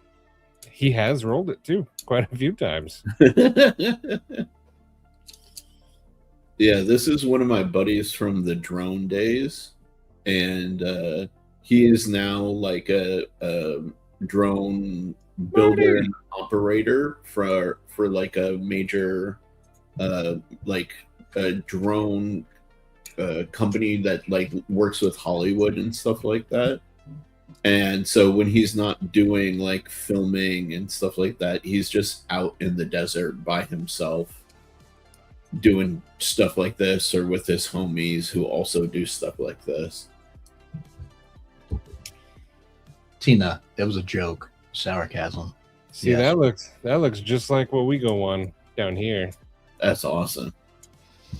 We had I don't know if they have any out near your way, but we have dirt race track up here. Old NASCAR guy Tony Stewart built a pretty phenomenal dirt track up here, El Dorado, and they used to have people come in and race out from all over the country and have professional races and stuff. Those guys are absolutely crazy. Oh yeah. It's fun to watch. I used to want to be a rally racer, but I didn't know how to get into it, nor had the money to have those machines. Mm-hmm. What's up, Marty Pooh? I had dreams and an empty wallet. What up, Marty? Dude, that's the thing they don't tell you as a kid, right? They're like, oh, you can be anything. I want to be a racer. And then you find out, like, later on in life what it takes to be able to afford being a racer. And you're like, you bastards lied to me. All about sponsorships, man. Yeah. Well, dude, like, I look at the kid, like, if you wanted to go on the trajectory, let's say to be a Formula One driver, those guys start out at like 6 to 8 years old or something like that, doing karting, and like, they don't get sponsorship.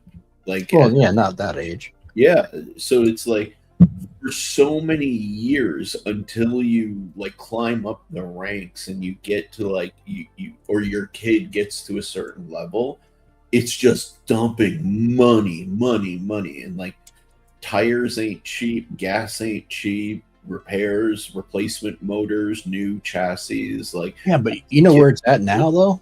yeah, Now they're literally just training them on sim machines. yeah, And yeah. they'll spend more time doing that than they will actual racing, because they've come to find out that that's actually better training than actual on time or on track training for a lot of those stuff. So we saw that with drones actually. Like, Yeah, I was gonna say pilots, same thing. yeah, the with the drones, there was the early generation like myself that just learning how to deal with the flight controller on board, because the early ones were not stable and couldn't deal with wind and all of this stuff. Now the codes are so advanced that it's like it's significantly easier, right? But the kids who came in later, who had been like training on sims, Stevie, What's up? You want a slice of pizza? It just came out. It's really good. Ah, okay. What's He's up? offering. He's doing his one bite reviews. Yeah. You know the rules. Dude, you look He's like much a- more douchebag than Portnoy. All right. I'm gonna turn him up in the software. I'll see if I can. I can barely hear him either. Yeah, You can't hear me? I can hear you now. He just Here, deep throated that whole slice. That's what I'm talking about. Sorry for popping in and interrupting you guys again. No, you're good. I like that you're at some random restaurant or gas station offering pizza to strangers. Ask Josh. I just offered it to like 5 or 6 different people, and they all took me up on it. He offered it. They did? Good. get me free pizza. Is it good pizza? Oh, Tina. It's just a basic pepperoni pizza. They weren't selling it by the slice anymore. Stevie, Yeah. ask Josh if he got his hat in a free promo. Drop anything, bro. Oh, okay. He definitely got that in a free promo. Are you at a gas station or is that a pizza joint? We are.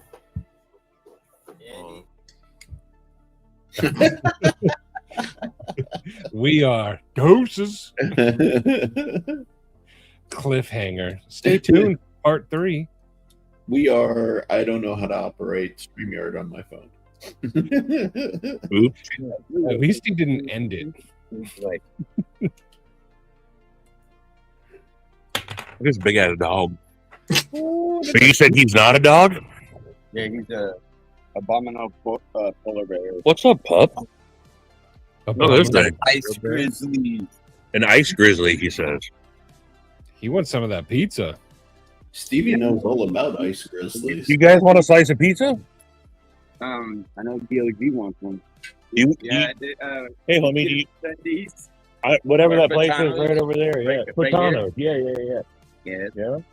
Does he like pepperoni? Whoa! fair.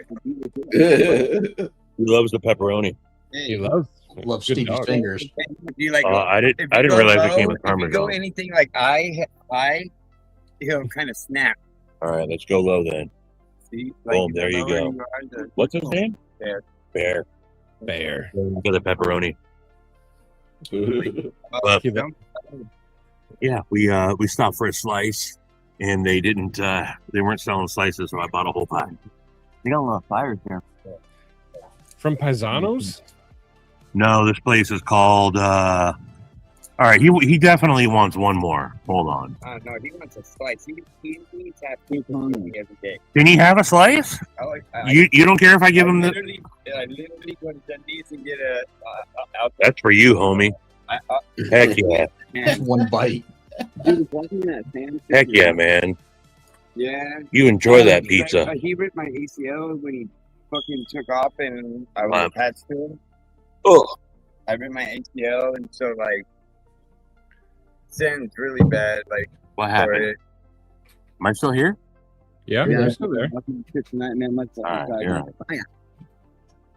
it's a Anywho. workout. But yeah,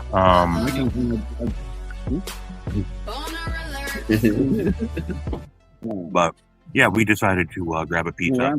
I tried signing up for karaoke, and they denied me. You don't have to like that. You walk on the beach there, you like walking. They were doing live karaoke, which That's all probably where karaoke's Pebble live, Beach but or some shit. I went to sign I was up, at and a they said fucking no beach more. that was just all, like, That sucks. Pebble Beach. Huh? Did you show them the video of you doing karaoke in a biker bar? Like clear. I didn't get the opportunity to do that. No. Oh, they would have been like, yeah, get up there. I bet they'd let Bear do karaoke. There's this man. I was little. There you go. How's it going, fellas? It was like I have shit all over my face. Disgusting. But Not more than normal. don't clear that, you can see the bottom of it no matter where you were. Shut up, bitch! Stevie makes friends everywhere. But I'm from California. He bribes them with food. He lures them in. That's true. You got to be nice. You do. Very You nice. As long as he's not in Sheboygan. Where are you from? San Jose, California border, Okay. the Bay Area. All right, guys. We're heading back to the hotel. I might join you once I get back in the room, okay? They're like, Sounds good. Okay. I probably won't have any pizza left because this is fucking good pizza. But it's like the people. You have friends that live down California? Bear thinks so, too. Oh, yeah. Yeah, they're good bumpers. How are they saying it's like? All right, you deserve another slice, dude. Fuck that. Look at you eyeballing I that. mean, but honestly, it's Aw. I was the last Oh, yeah. place I was in the That dude Texas loves Damn the it, pizza. Troy. and like Uh, people are all right, guys. I'll see you in a little bit. Like See you, Stevie. That was cute. I gotta go to the bathroom though. It's just pee. Don't worry. I'll be right back. Sure. Talk amongst yourselves. I have an odd feeling that wasn't a person that was part of the group. No, Leave it there. absolutely not. I think going back to the hotel was a way to get away. Yeah. He called him an abominable polar bear. Yeah. That guy was having a good time. Yeah. So what have you been up to, buddy? Dude, it's been a crazy busy week and it's not even over. Tomorrow morning, I gotta not drive far, but still drive like, I don't know, 45 minutes away, meet up with my goddaughter's family because they're going to be up in the area and then staying at a hotel up there overnight. Okay. Yeah, but it's been a busy week. Like work ramped up, personal life ramped up. Speaking of, did your dad get involved or not? Yeah, he ended up going with a Mazda, which was a bit of a surprise. I'm sorry? He ended up going with a Mazda, which was a bit of a surprise. Huh. Because we test drove everything. We test drove Lexuses, BMWs, Toyotas. We skipped Mercedes and Audi. Unfortunately, their build quality lately hasn't been so good. And so Subarus, fucking Hondas, like you name it. And actually, the small SUV, the CX-30, is the one that he ended up liking. So Okay. yeah, we ended up going for him. He wanted all of the creature comfort, so we got him the dark blue like turbo model, and it's really nice. I gotta say, it's one of the things that drives me nuts with a lot of cars is like a lot of them don't feel as good as their price commands. You know, there's a lot of that where you're like, you know, let's say you're going for a $20,000 or $30,000 car, they may cheap out on the materials like really hard, you know, For sure. I mean, and then you go up to like really like some of the higher end cars, but if you're like entry level to a higher end brand, again, they can like cheapen out on some of the materials, you know. So it depends. Like not everything, you know. It may be better to go for a top end of a mid range brand than it is to go for the entry level of a higher end brand, unless you're concerned about like prestige and stuff like that, which we're not, Well, you know. So the thing about it is, I mean, you look at a lot of these companies and they don't care. Like even Tesla, they're, you know, $60,000 car and it looks like a Ford Escort shitbox interior with an iPad. Like, is the cheapest interior you've ever seen. It's just horrible. And I get what they're going for as far as the pricing. They're going for the technology, but still, like, make an effort. They're horrible. Yeah, exactly.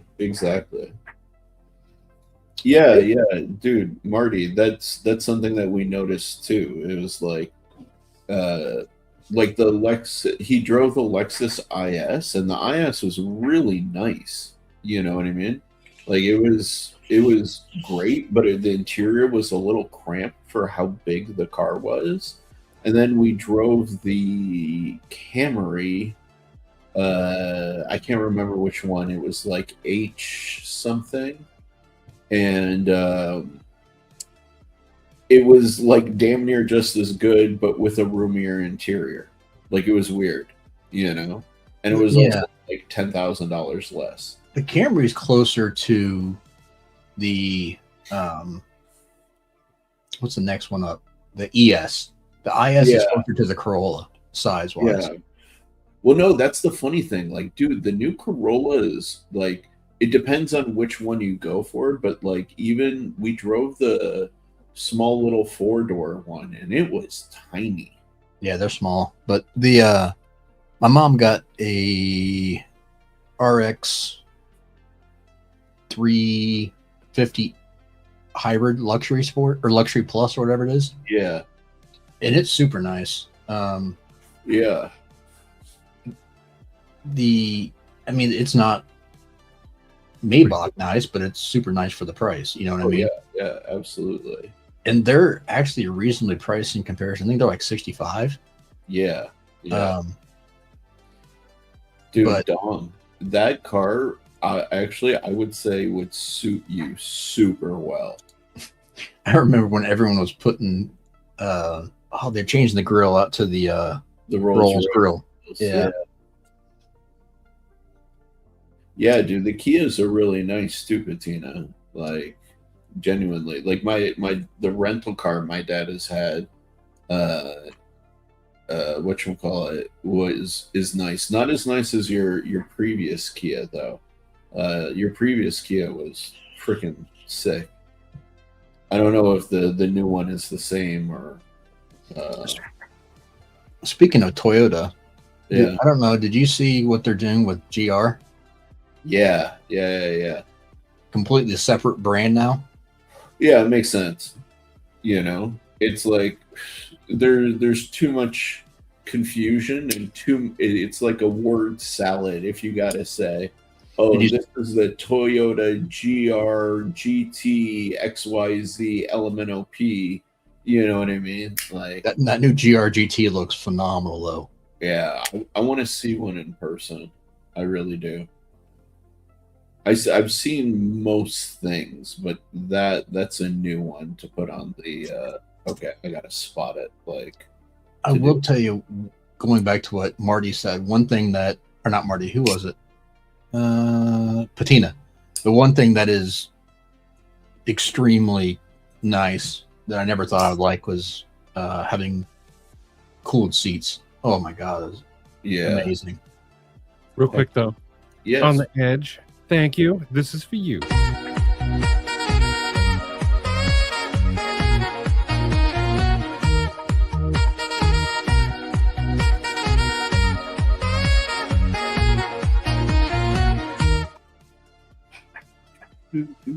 Freaking love that thing. Put on the edge. Say again. That's awesome about the sticker shipping out with the Gracchus.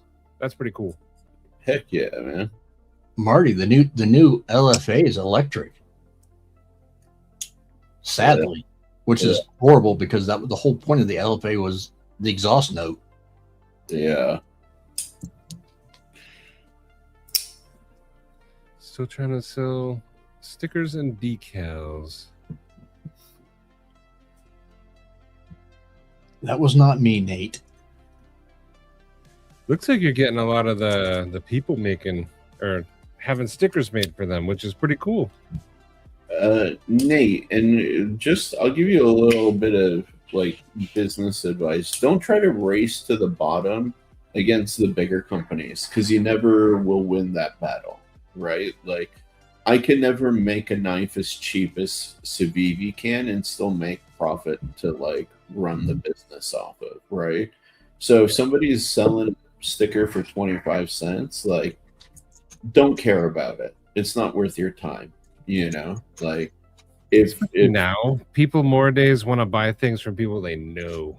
Yeah, exactly. Like, endear yourself to the community, you know, focus on your quality, and that's all that matters, right? And people will come to you if you're like consistent and the quality's good, you know? Just keep doing what you're doing. Just get out in all the channels, become homies with people, like legit homies, not fake ones just to dig into their pockets. Because people do that. I'm not saying you, but they'll go for it. Yeah, exactly. I'm gonna need stickers. I haven't ordered any since I got mad at Zug Monster. Like, I think it's been 2 years now. Yeah, I never bought stickers. well, Now, that become go ahead. yeah, Sorry. become the guy that people in the community want to go to rather than the big businesses. Yeah. Yep. Yeah. I opted not to go down the sticker rabbit hole because I'm not a sticker person. I don't put them on things, so they just sit collecting with other stickers. For the most part, I got some that Wait. Off topic, is cooling seats a thing for cars? Yeah, Yes, it is. What? In what Depend- cars? ventilated seats on your leather seats are great. I have Yeah. leather seats, but they only get hot. Yeah, I've got cooled and heated. What? Yeah, it's a more recent, like maybe the last, I don't know, 7 years or so. I wasn't feature. trying to get car payments, but I think I'm about to have some car payments. Yeah, having a little fresh air on your boys is great in the summer. Yeah. I miss the ball chiller that they used to have in old cars. My Bronco had one. Oh, really? That's I think it awesome. was a Bronco. It might have been the Toyota.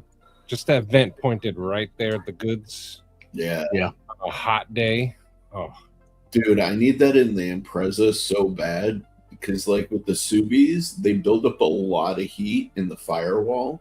So as like time goes on, even if you have AC, like your feet, your legs, and then like slowly, like the lower half of your body starts getting like more hot as it just like builds up heat and grows. Ugh. drive safe on the edge tomorrow. Have fun. Hopefully, it's a good trip. Yeah. Sorry, I derailed the conversation. But No, that's okay. I was just going to say I have to not go the sticker route, and now I'm doing the card route. I think that's a better avenue. like business. You haven't seen them? I don't think so. Let me grab them. See, I did the stickers because everyone did stickers, and stickers are always fun. They never go out. And then the poker chips, but then everyone started doing poker chips. Yeah. Oh, the metal cards. Okay, that's cool. I like. These are very sick. I like the green one. Yeah, I got both. And then Did you make those or blue or? Blue made them for me, actually. Heck yeah, those are cool. Yeah. And then he did a couple of these are kind of limited edition ones. Yeah. Is that a pig? What is that supposed to be? No, it's a dog with the my logo on its nose. Oh, I thought it was a pig with a gas mask. No, that's my logo. That's a pit bull. Okay, that's cool. Now that I know what it is. Yeah. So I throw one of those into order, and I think that's better than putting a sticker in. Yeah, it costs a little more than a sticker, but it's nicer than a sticker too. So I still have to send you knives to sharpen. And I think someone will hang on to that more than they'll hang on to a sticker.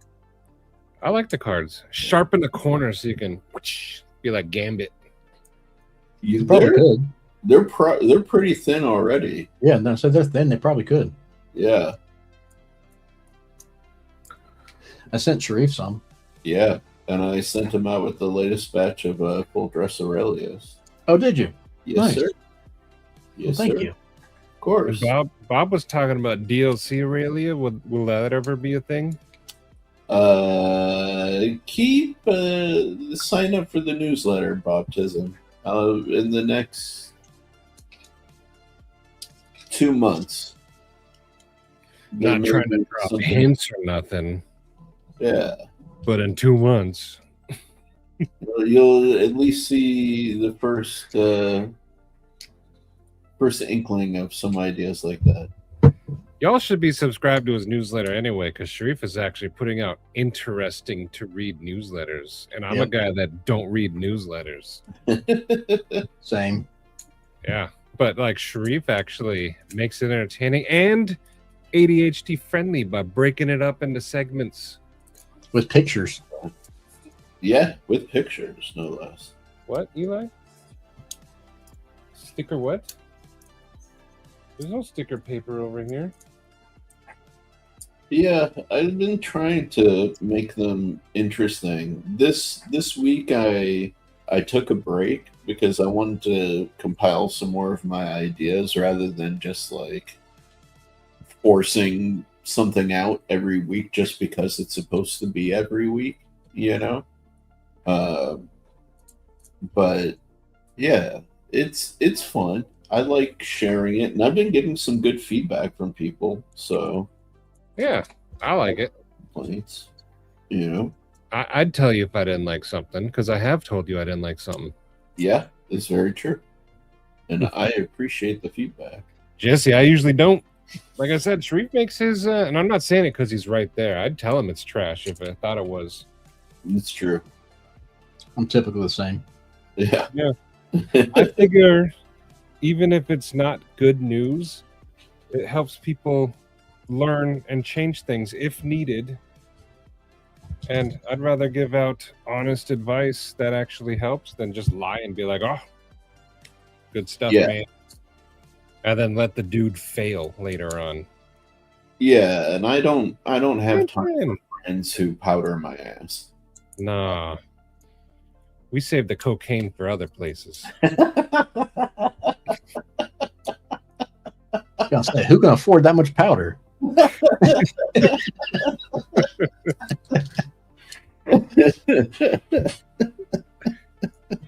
Are we allowed to say that word on YouTube? We'll find Just out. did.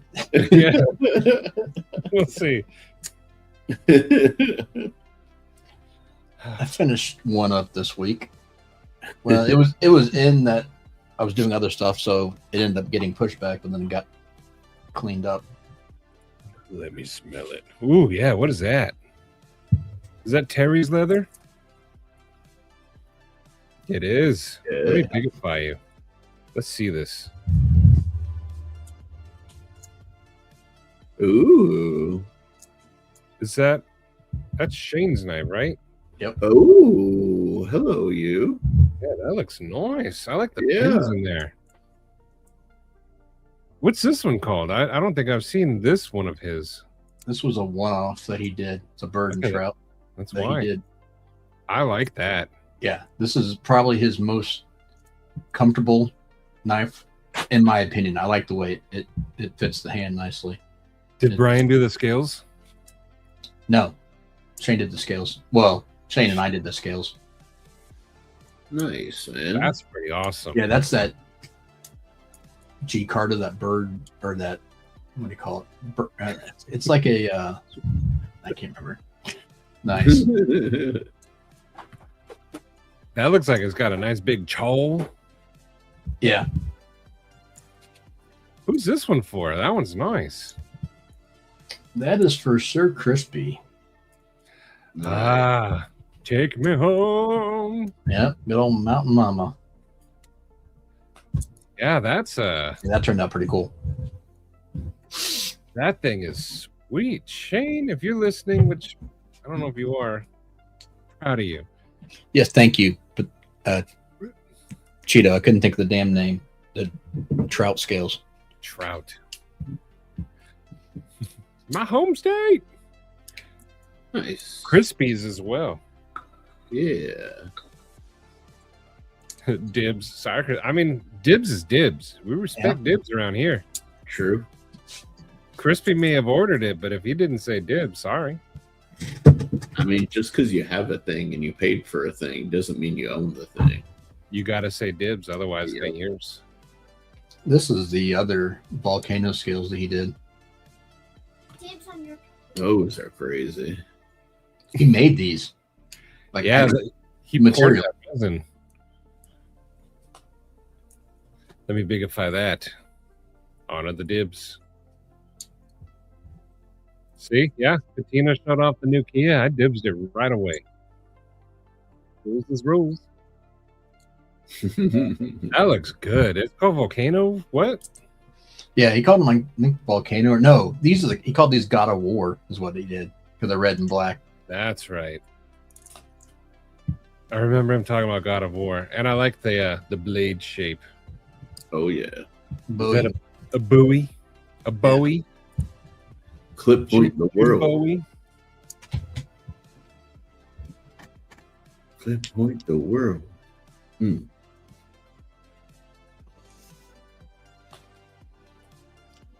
I'm sorry, Marty. That you had to live in both of those places. I like both, man. I actually like New York a lot, and I like New Jersey too. As long as you got away from the New York side and you got more towards the golf course side of New Jersey. I've seen a picture of New York. I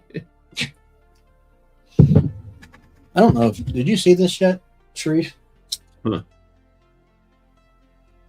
No, I mean I've seen the Tonto PM2, but I got mine in. And I finally just put all the stuff on it. Nice, very nice. Hey, Look who it is. There's old volcano right there. You able to tear yourself away from Bear, Yeah. What up, Bettina? the abominable bear dog? That dog was huge. His owner was a douchebag, but he seemed like it. yeah, I was ignoring him. He's a seaside beach bum. Ah. Once I heard him going on his little rant about his injury. Yeah, he was talking about some shit. Yeah, I was like, okay, I know the type.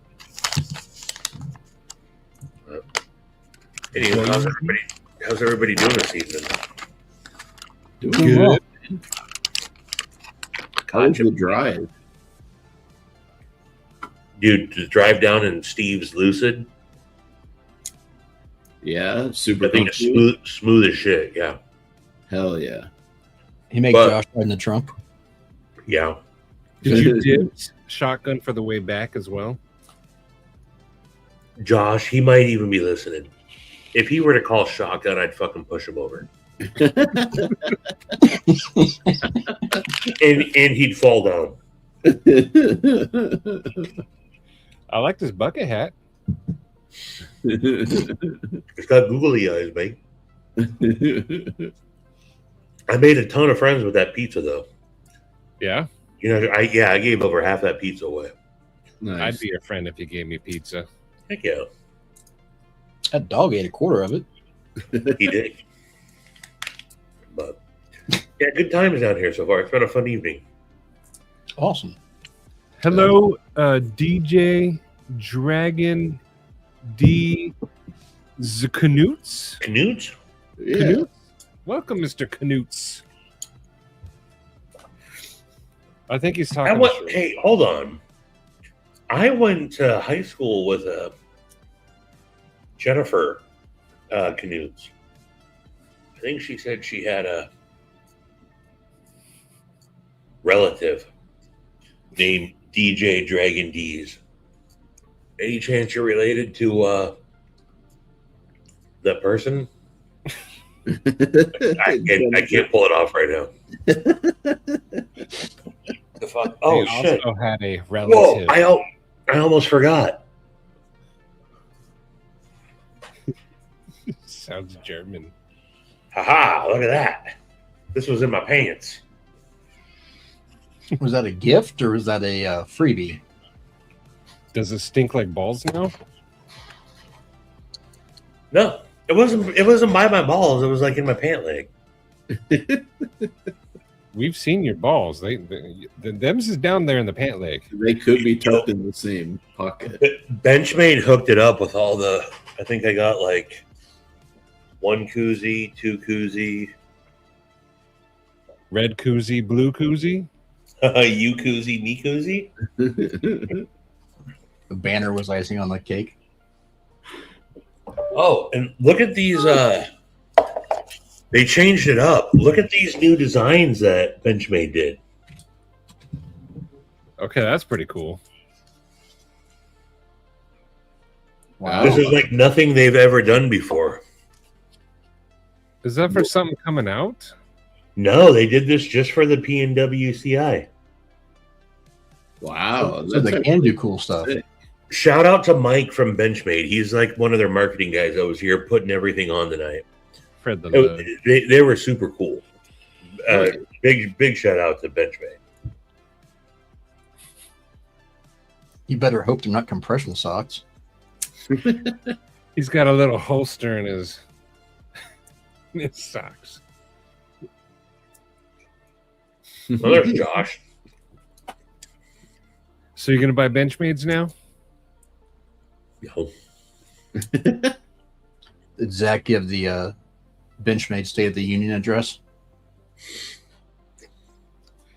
No, My but fellow Benchmadians. Zach is legit. Everybody knows Zach. That's because he is Benchmade. Everybody. Mike Hawkhurts.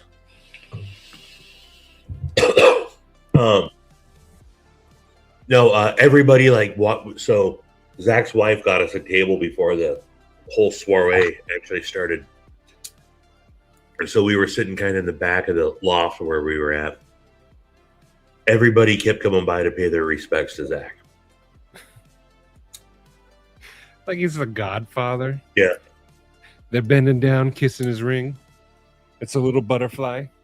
Yeah.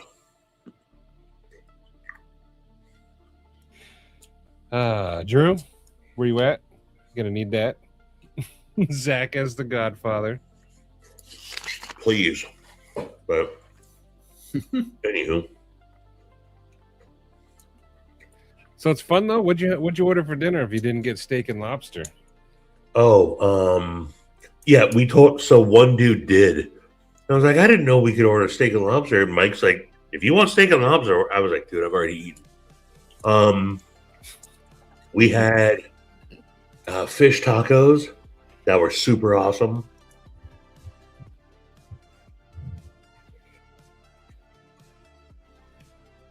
And then I had the fish and chips. And they were good? But then like Josh and yeah, they weren't bad. Matt D ordered a chicken burger. Jorge, JC Caballeros down here and his wife, super awesome dude. Shout out to Jorge. If he's listening, which he's not, he's definitely back at the hotel passed out. But yeah, hung out with everybody about it. No, there's no Rangoons down here. With or without crab? With or without crab, there's none. De Pico, de Piscadillo. Yeah. Piscadillo. Chicken bag. I was kind of surprised you didn't ride up with Matt D, Sharif. Oh no. I even if I would have already planned to, I would have had to bail last minute just because of how crazy the last few weeks have been. So no, I'd like to go to PNWCI, and since I saw Arcane is going to be there, Yeah, Israel was at the dinner tonight. He stopped by, talked to Israel for a little bit. Yeah, I figured that there may be an opportunity for me to get. I bet you. Yeah. So I'm not going to grab my knife case, but I brought my Aurelia to show off. I'll just grab it.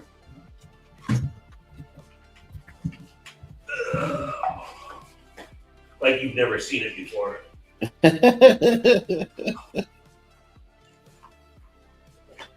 So, yeah, I brought some knives that I wanted to, show off while I'm there. I brought the Bruiser, Barefoot Bruiser, my Origin.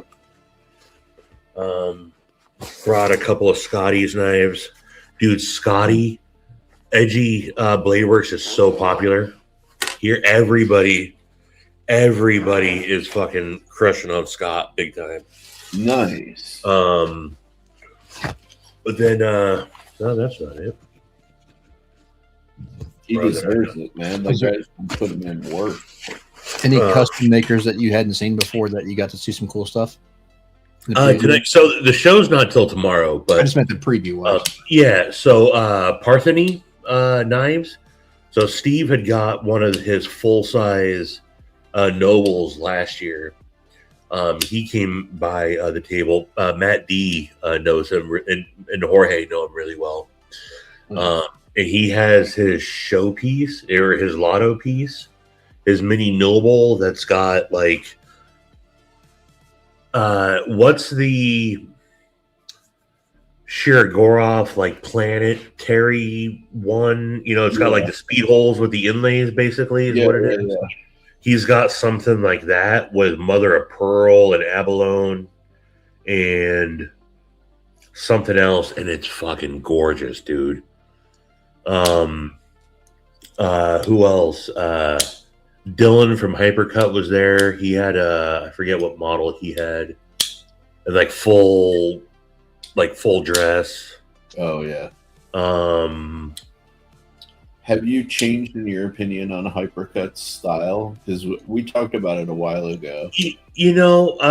They're dope. It's not something that I'll pick up at this point. But yeah, he's really cool. I respect the brand, but I don't care for those designs. Yeah, I really don't care for it either. I didn't know he was making that many. I thought I would like the Biku, I think it's called, is the one that I kind of like. But yeah, I definitely made sure I brought the Aurelia to show off. Heck yeah. And yeah, so it's the PNWCI, but this year there's definitely production folks here, Yeah, that's what caught my eye. Hey, so here's something cool. I'm talking to Mike from Benchmade. I said, "Did you guys bring anything cool, like any table specials or anything?" He goes, "Oh, we don't sell here." He's like, we have a table only to show up, and we do stuff like this to support the community. We feel it'd be taking away from the makers that are here if we sold our stuff. So we're just here to, show support to the community. And I was like, say what you will about Ben Shimade. That's a pretty dope, That's a classy move. Yeah, that's a classy move. Yeah. That's cool. Did is there a list like online of who all's there? Or is it Yeah. Let's see. PNWCI. Patina? Yeah, but R1 sucks.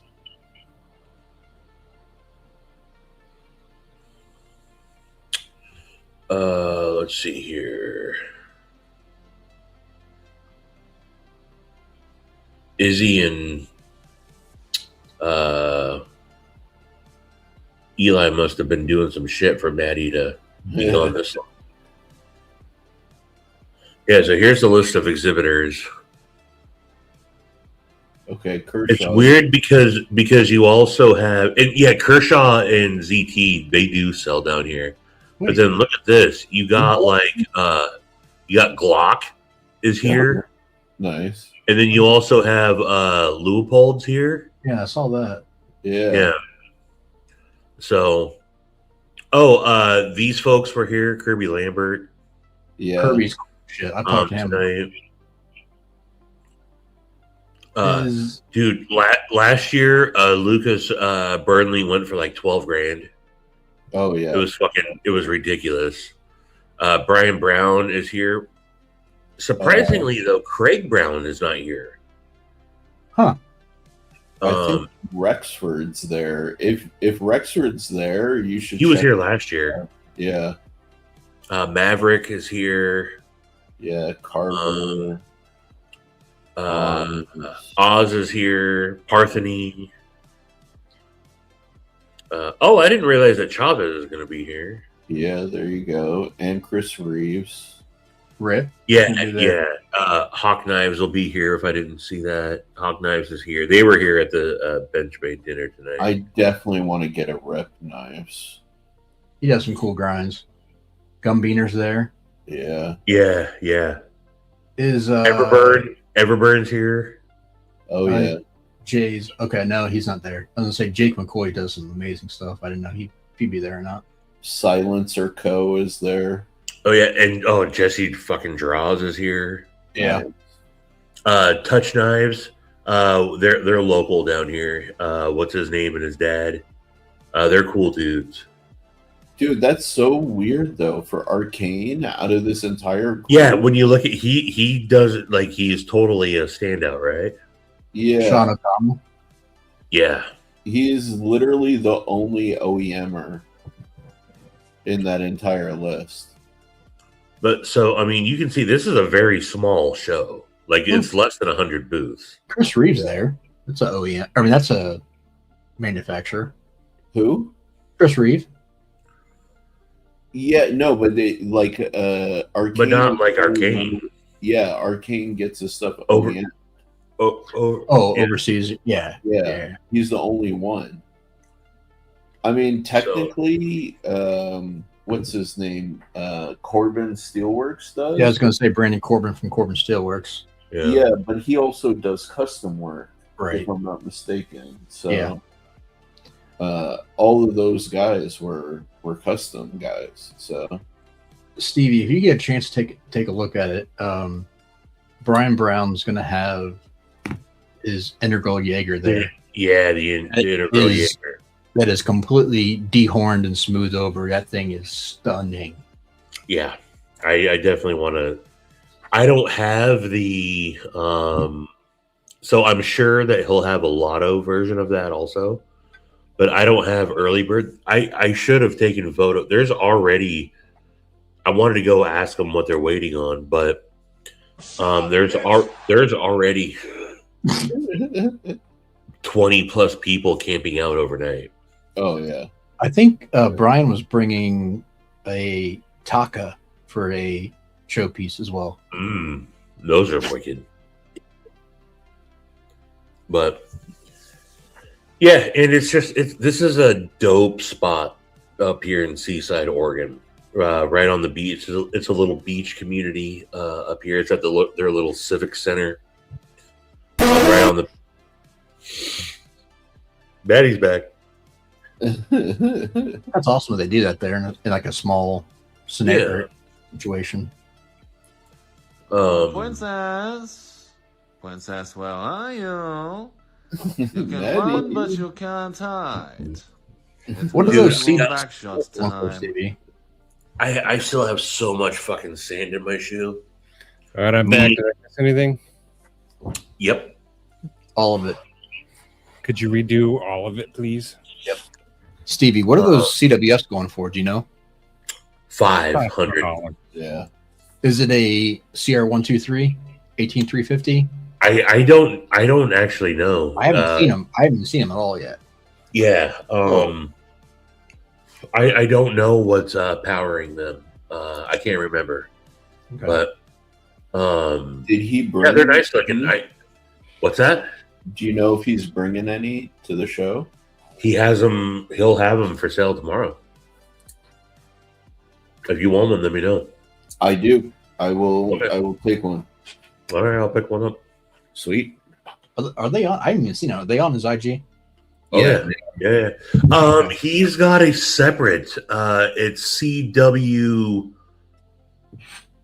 weapon lights or something. I think actually. Yeah. It's not CWF. Sharif, if you find it, I'm looking for it right now. Okay. So Yeah, Stevie, that's the what- noble. What about this do you like? Like, what catches your eye? Finally seeing something with those inlays in hand. It's just the way it glows is visually just badass to me. And I'm not showing the clip side, but he's got 3 smaller on the clip side and in the clip itself. Oh, wow. Ooh, nice. I like when yeah, you do that with the clip. That's yeah. Yeah. And I mean, the action and all that is dope, and it's a thumb disc. Yeah. And there's just he passed it around the table that we were at, and Same. yeah. So it's not quite solar system like when you have it, like when you get a better visual on it, but it's that esque, right? You know, and just that. I wouldn't think that that's something that I want. Now, am I going to get that? I won't come home with that knife. I'm not going to get that. Well, not with that attitude. But I really, really dig that. This right here. Yeah, that's dope. Yeah, right there. Kyle, check the private. I'm looking at it already. All right, cool. Oh man, they got on that Wilson Cobra. Yeah. Stunning. Yeah, dude. So, yeah, how many does he have? I don't know, but when I get in there tomorrow, I'll go right there, and if he got something, I'll grab one. So people are already camping. Yeah. Oh yeah. What are they trying to get? I don't know, but Oz is here, and I'm sure some of them are after one of the fancy rosies. Yeah. You know, is. And then, you know, a lot of those pieces are first come. A lot of the makers here, they're all first come, first serve pieces.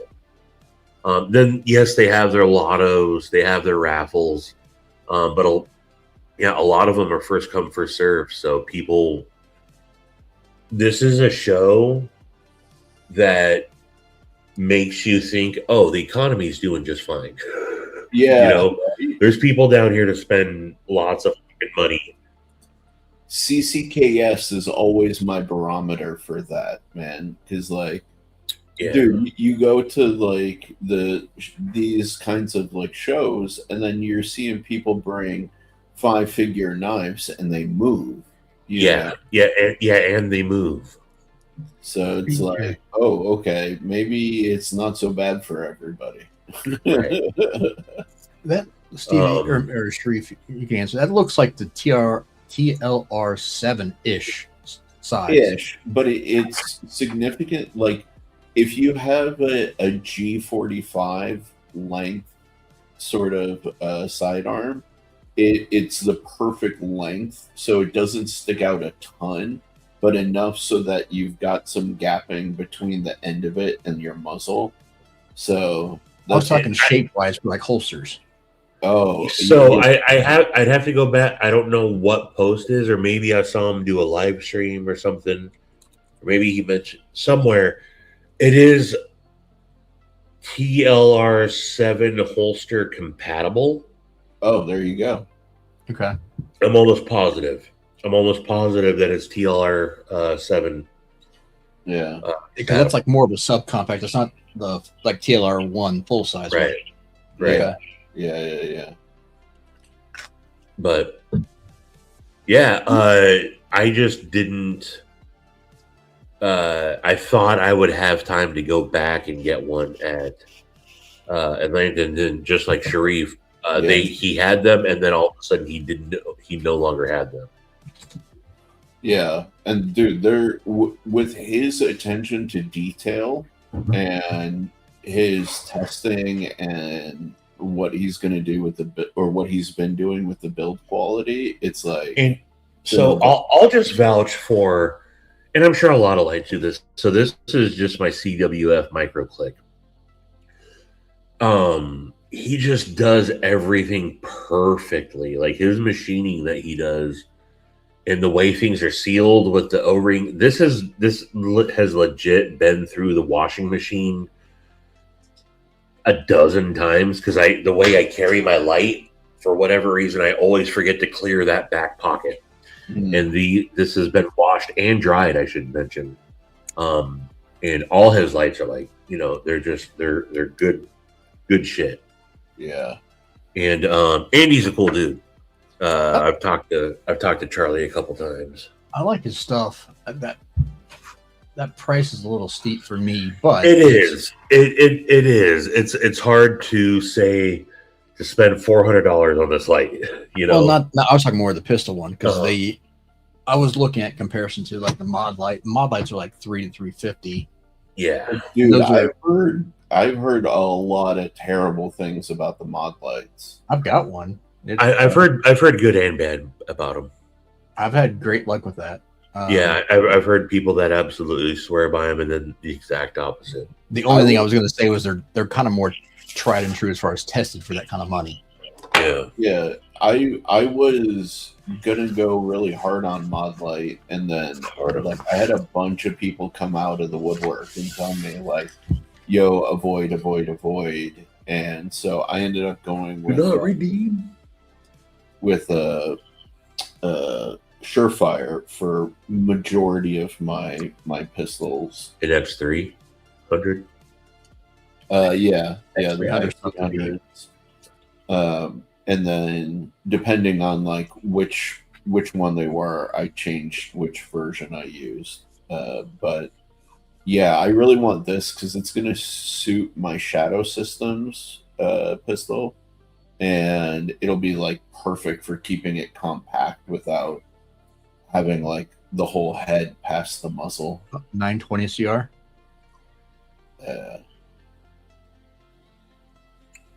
Your Shadow Systems. The XR 920, I think, if I remember correctly. Well, my mod light is rifle. It's not a pistol, so I don't know about that. But I typically, if I'm looking for something light-wise, I look at whatever Aaron Cowan's saying. I trust him, and one of my buddies is good buddies with him. So that's right. Kind of take what he says as far as abuse. I think of all the burn down type dudes, Sage has always been my favorite to watch. And he's a no nonsense bullshit type of guy. If he's testing something or if he's working on staff with something, he's like, this isn't a review. Like, I'm getting paid by this company, so I'm just going to show this to you. Like, he's actually legit about how he reviews stuff. Yeah. I understand why he did, but it sucks that he went subscription only and he just puts out one video a quarter. But I get it. What's your favorite pistol light, Maddie? You know how like you can buy the gloves that have the lights on the fingertips? Nice. That's what I go for. A Western version of ET.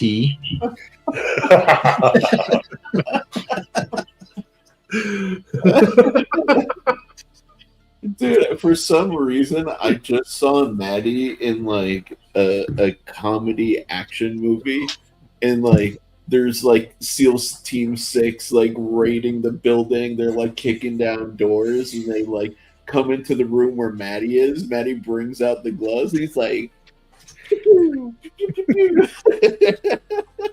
cheesy Don't 80s move. laser sounds and lights come out. the whole like John Woo flying through the air with doves flying past you, like choo choo.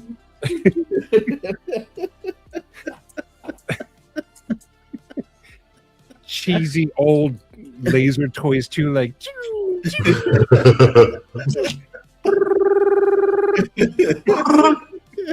Sound like the Jetsons.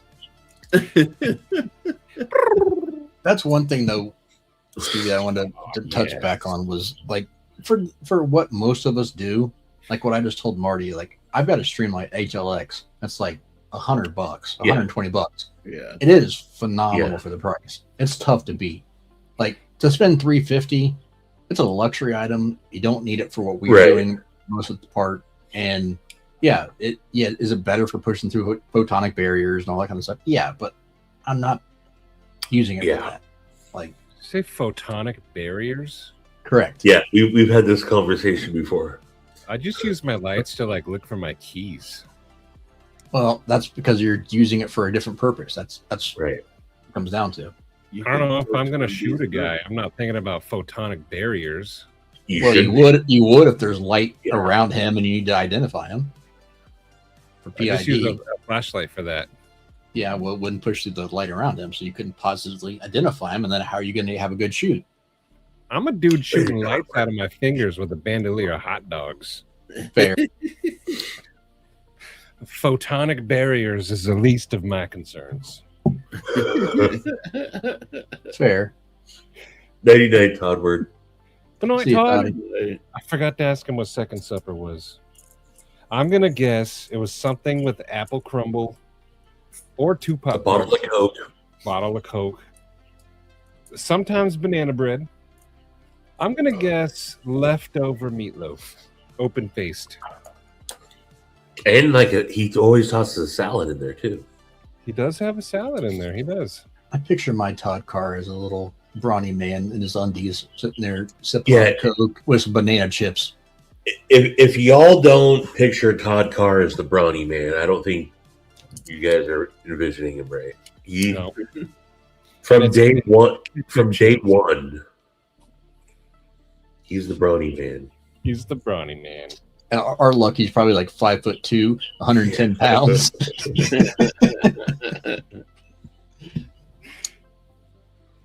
But I don't care. That's what he still looks like to me. Work Sharp isn't here, but they sponsored it, and like, so if you have VIP tickets, you also get door prizes. And close. Work Sharp gave away like a shit ton of product donated for like the VIP free gives. They're good. They're good about that. I know they give away a lot of stuff for promotional and trying to help out, and I give them kudos for that. And they're a U.S. company, but you know it's not. It's overseas. They're a U.S. company. Yes, that doesn't mean they're right. Yeah, and their products are okay, but not great for the price. Like the best thing they've ever made is that field sharpener, and it's fantastic for the price. Yeah. But their other stuff is just so. But they do great for the community, and I give back, and I'm happy with that. The only thing I wish they would do differently is, well, or how they would, I don't know how they have it arranged, but when they get people on the payroll, and they don't clarify that, it's kind of. Marty, you're only 5'7", really? No, Todd Carr. I swear you're taller than that. I'll tell you that I forget what the name of that knife is. I don't like it. Though. That's hideous. I tried it and they were super cool. And you know, they gave me the special edition Erst and Gerst. You know, and I like Work Sharp, but that knife, I wanted to like it, and I just don't. I forget what it's called. The something. I don't know, R something X, RX something. Yeah. I admire the idea the design team tried to go and really like earn their paychecks on that one. I think they kind of overthought it. Yeah, that's exactly its problem, both in terms of looks and in terms of function. But yeah, like, Is it the one that's full auto and not full auto? Yeah, that's the one. Yeah. I want to buy one. I think Ugly pivot. I'm just so tired of all of the usual marketing like people, you know, like Raven the Pirate and, you know, Captain Ricky and everybody else, like just glazing the hell out of that thing. Like auxiliary manufacturing. Yeah, it's like, dude, you guys know you don't carry these or even use them. Or know anything about them. Yeah, like when the camera's not around, like it just goes back into a box. No, it's content for them. Yeah, exactly. Yeah. Watching Ricky do any video is painful because he literally knows nothing about the stuff he's talking about. But it he knows this and he'll admit it. He is a media guy.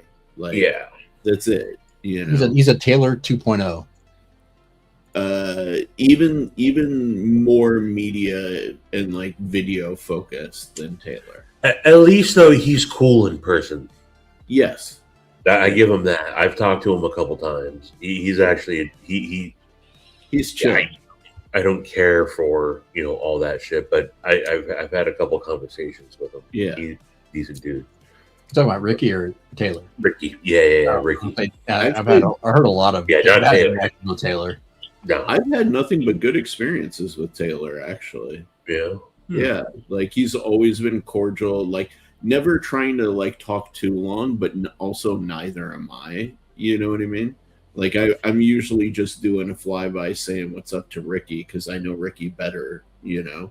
But every time I've chatted with Ricky and Taylor's there, Taylor's been like, completely kind, cordial, never said a Did you see the video that Ricky did with Melissa Backdoor?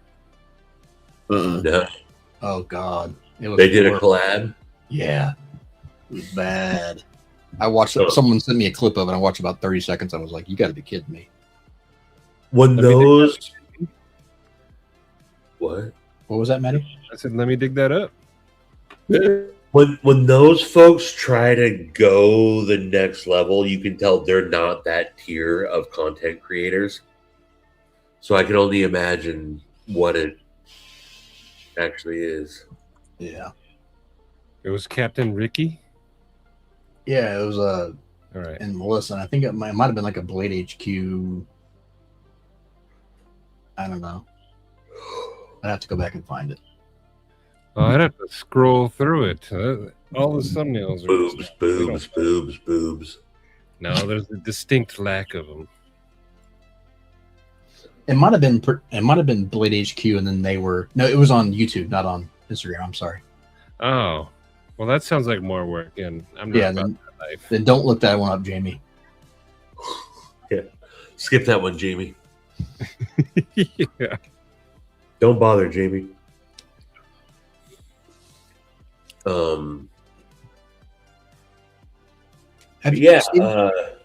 What's up? No, go ahead. I'm sorry. No, I really don't even know what I was going to say. I will say though, I'm probably going to hop off. Fuck off, Sharif. Yeah. See ya. I'm probably going to drop off here in a minute though. The one thing that I did do tonight that I'm regretting a little bit right now is I drank like 5 or 6 ciders, and I haven't drank alcohol like that. And like, I'm not like drunk, like shit faced or anything, but I just got that weird buzz feeling. Room spinning? No, not quite. But it just made me remember why I don't like drinking alcohol at all. Yeah. But I will say the trip down to the beach with Matt D was nice. It looked fun. Did you go to completion? full release. Nice. Yeah, I'm sure Matt's already passed out, but Matt's a cool ass dude. He seems You like guys- it. You guys in the same hotel? No, he's staying down. He's like right on the beach, and we're like a couple blocks up. Does your hotel have a good breakfast? It's a Holiday Inn, Oh, so they'll have pancakes and pork product, pressed pork product. Is it a Holiday Inn Express? No, it's not even an express. So I you're usually going to get to do surgery tomorrow. No, I right? usually stay in ones where you get a little like a styrofoam bowl and you get some Cheerios, that little turny thingy. Ah, the Continental. The eggs that will bounce if you touch them. Yeah. Take a trip to Greece where the yogurt flows like wine. Yeah, the eggs, when they sit there for more than 5 minutes, turn green. They're carton, like Yeah. liquid egg product. They shake like Jello. Yeah. Get all watery. No, I think we didn't discuss it, but I'm sure we'll probably end up going somewhere for breakfast in the morning. What time does it kick off? Is it Early bird is at 10:30, I think. Oh, wow. So yeah, it's not like Blade Show. They do things at a decent time. I was going to say, that's nice. You get to sleep in a little bit. Yeah, and then it goes to 5:30. And then, although we're not staying for it, then P&W CI hosts a bonfire event with all the makers and everything. Are you guys driving straight back after the show? Yeah, we'll hang out till the end of the show, then drive back. It's a 4-hour drive for us, 4.5. Or it might take a little bit longer because we have to stop and charge up Steve's Lucid. It was at we made it down here, and I think it was 42%. On one charge? Yeah. Dang. Teslas don't go that far. Not 4.5 hours, right? Depends on what kilowatt battery you got. It was closer to 5 hours, and when we pulled into the parking lot, Steve had 42%. So about half the battery in a 5-hour drive. I know people that drive about 48%. Yeah, people drive to California from here and they have to charge like 2 times in Teslas. Mm-hmm. But yeah, Steve's Lucid is dope, dude. It drives so nice. It's really low to the ground, but you don't feel, and like we're on like a back, the North 101 is what we're on, and it's not the most it's not a great paved road, but it's just smooth going the whole time. Hell yeah. That's awesome. So that means it would charge for a long time then, huh? No, I think he said it takes about 40 minutes or so to charge it. Rapid charger. That's enough time to eat a couple of gas station glizzies. Yeah, I think there's one at Fred Meyer here or something. But yeah, it's a cool car. It's a fun ride. Yeah. And I love those cars, man. The G-force that you feel when Steve guns it, it sets you back. Heck yeah. Instant torque. Yep. So I hope he doesn't need to change the headlight in that one because that'll be expensive. That's all. You're definitely talking another $100,000 rig. Yep. Oh, but yeah, I think I'm gonna hop off. I'm gonna go. I think I'm gonna take a shower and go to bed. It was actually. I ended up still. Oh, it's after midnight, so I started to do. But I ended up putting in like 11 miles today. Nice. Hey. I ran again this morning, so I'm tired. I bet. Go to bed. And I want to wake up early and maybe go for a beach run. Oh, that'd be awesome. But don't I also turn into one of those annoying runners that talks about how much they love running. I don't like running. That's the thing is I do not like running. But I ran. I'll brag for a minute. I ran an 11-minute mile on Thursday. Nice. Heck yeah. I've never ran that fast in my life, and I know that that's not a big deal for a lot of people. But for me, prior to that, my fastest was like 13:50, I think. I'd gotten just barely under 14, and I was like, "Oh my god, I can't believe!" And I just decided I'm gonna run until I can't stop running. And I don't think I could have made it much further than that mile. But yeah, 11 minutes is when I clocked off. I almost cried. I was pretty happy for myself. Congrats. That's awesome, dude. And then I could barely move today, but I still went in. So Tina. You did too. I used a motorized wheelchair target. He did? I also raced an old lady. Nice. Just cut her off. Are you racing, you old bee? Yeah, I eat my rubber. Running, running so bad on the knees. It's yeah. Oh, well, alrighty, fellas. I'm gonna hop off out of here. Let's say it's after 3 here, so I'm not too far behind you. Yeah, we're almost done. All right.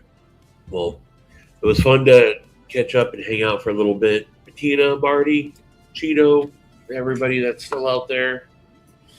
Good night, Stevie. Have fun tomorrow. Yeah, I will talk to you mofos later. Take care. All right. Bye. Bye. I don't know about you guys, but when he said mashed pork products, that just made me hungry. So pressed pork products. It's about time for some cereal and then a show and wind down. What show do you wind down with? I'll probably watch some type of either industrial making something on YouTube or a golf video. Did you ever watch How It's Made? Yeah, I've seen that kind of stuff before. There's a couple of guys that really make some cool stuff on I like how seeing it. There's a guy called Pask Makes. He's an Australian guy, and there's another guy that does he turns like blocks of aluminum and copper into like cue balls and like just random cool stuff on a lathe or CNC, and that's pretty cool. Yeah. I used to watch this dude make video game weapons like swords and axes, and they'd be huge, and then he'd go chop stuff with it. I don't know if you were there when I showed it off, Maddie, but one time I showed off, there was a video of this guy took this different pieces of aluminum and machined out. It looks like a time capsule. And you had to do like certain orders of puzzle to be able to twist it and pull it. And it had like gears and everything inside to be able to open it up. Oh, that's cool. Yeah, it was amazing. I'd be all about that. And Marty, real Marty, that's what I liked about that show. It was the randomest stuff like that. Yeah. Yeah. It was. Today on How It's Made. Gumballs, sewing machines, and helicopter blades. That's where I learned about this the pewter cup I have here. They made that in there. Fun fact. I found the company. Old treadmills, you can take the motor off of them because they got a VFD, variable speed, and they're great for grinders or such.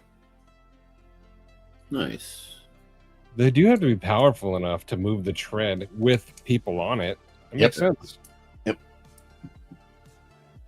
And they make treadmills for people like me, 350 pounds. Although I'm not 350 anymore. Cheeto. Brand name. I've seen how they're made already. But thank you. how it's mad on golf balls. Well, Kyle wants to get cereal. No, you guys can do what you want. I just. Oh, this is usually the around the time that we end it. Bettina, I hope your knee swells tonight, dick.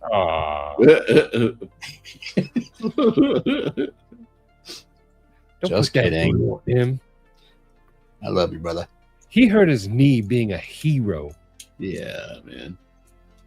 I've been meaning. I need to get some time to freaking call Bettina, check in on him. Should see the things he says to me offline. That was not bad. Well, we'll wrap it up. I think it's a good stopping point. Did you say wrap it up?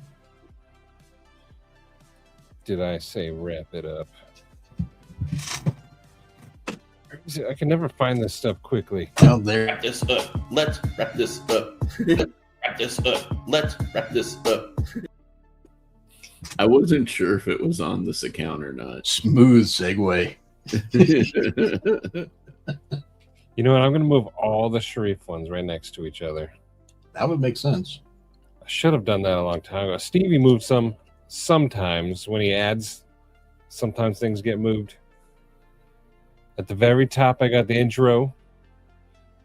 Kenny G-Spot. Troy. Right under that, Sharif.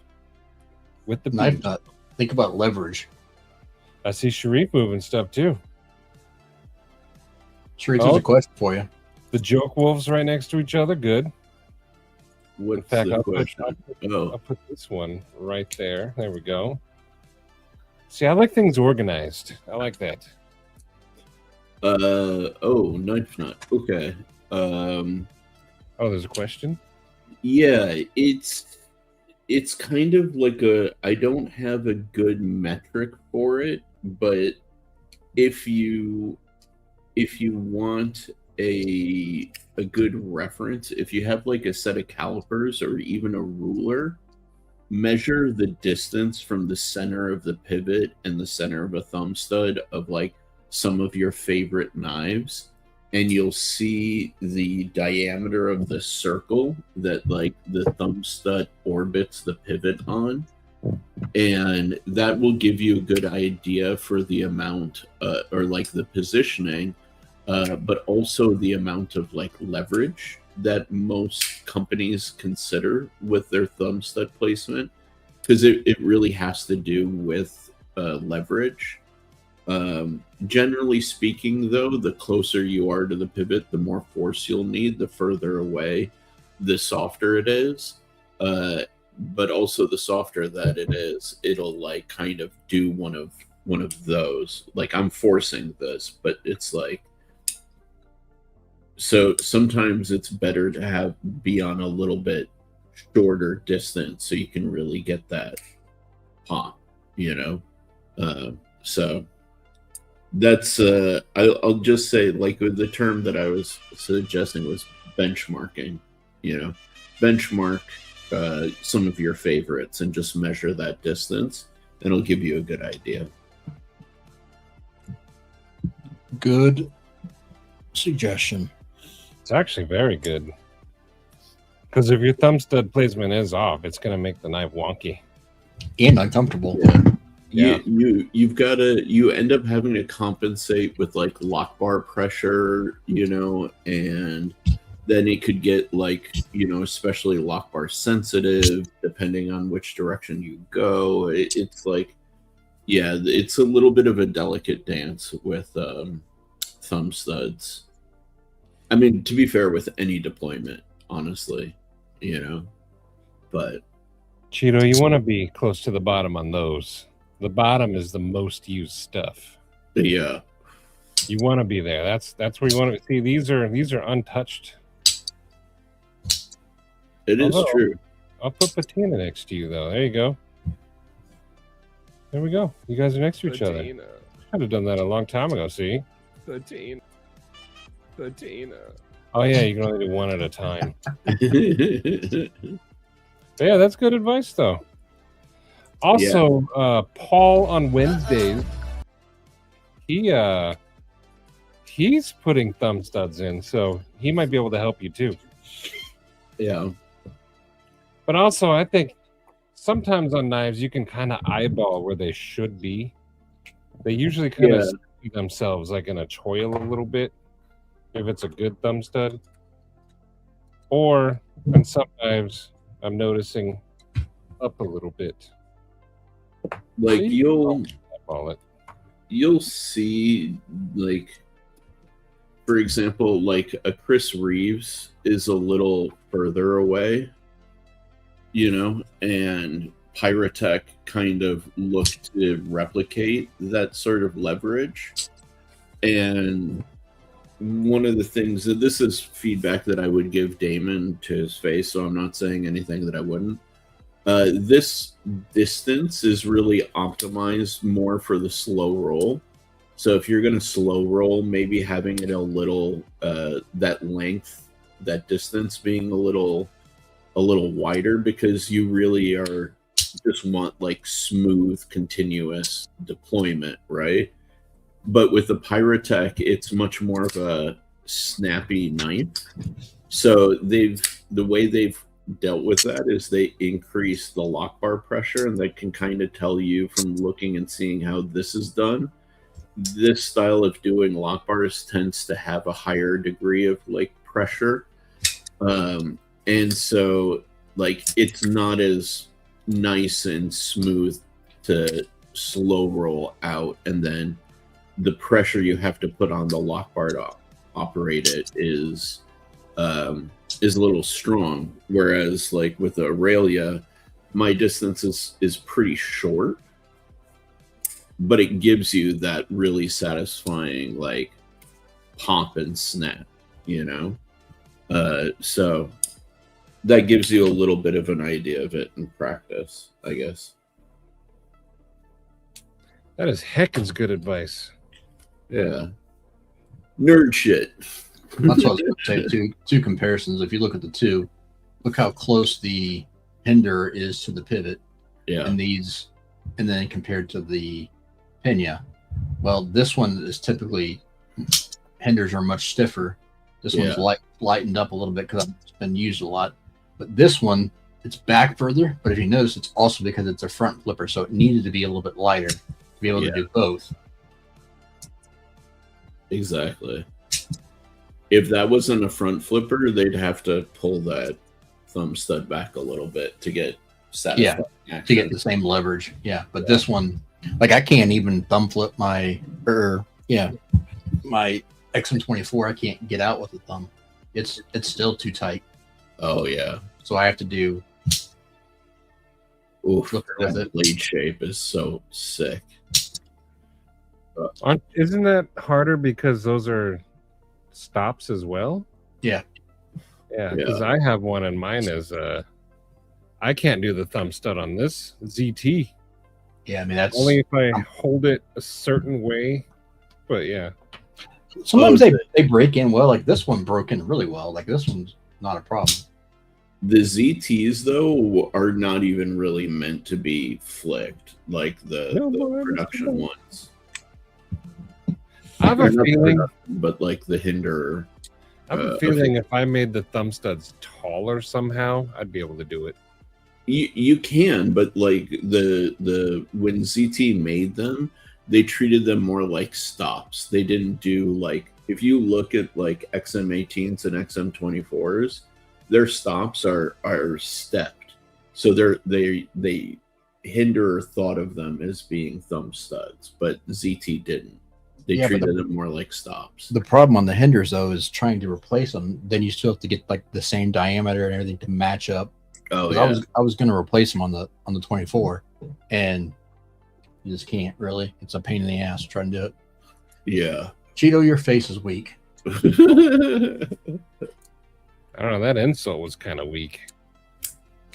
I'm about ready to go to bed. Come on, man. He hasn't had his cereals and his shows. I know. Yeah, but it is like late for 3 you hours guys. behind me. That's right. But see, this is why thumb discs are superior, because of their length. You get multiple approaches that you can take. So you can reverse flick, you can slow roll. Hell, depending upon the spine, you probably could put a disc on that. Yeah. Oof. Fucking love this knife so goddamn much. Would you like some alone time with that knife? Oh, we have alone time. She don't get ignored like that. On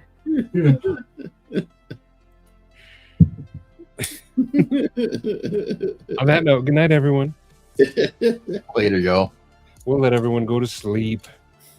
This was fun, nice and chill. Good to see Stevie having fun out there. Yeah. Thank you for inviting me. Of course. Thanks for coming up and wanting to be up. That's what she said. Yeah. That is good. But everyone have an excellent night, and I'll see you on all the other live streams. Yes, sir. Have fun, everyone.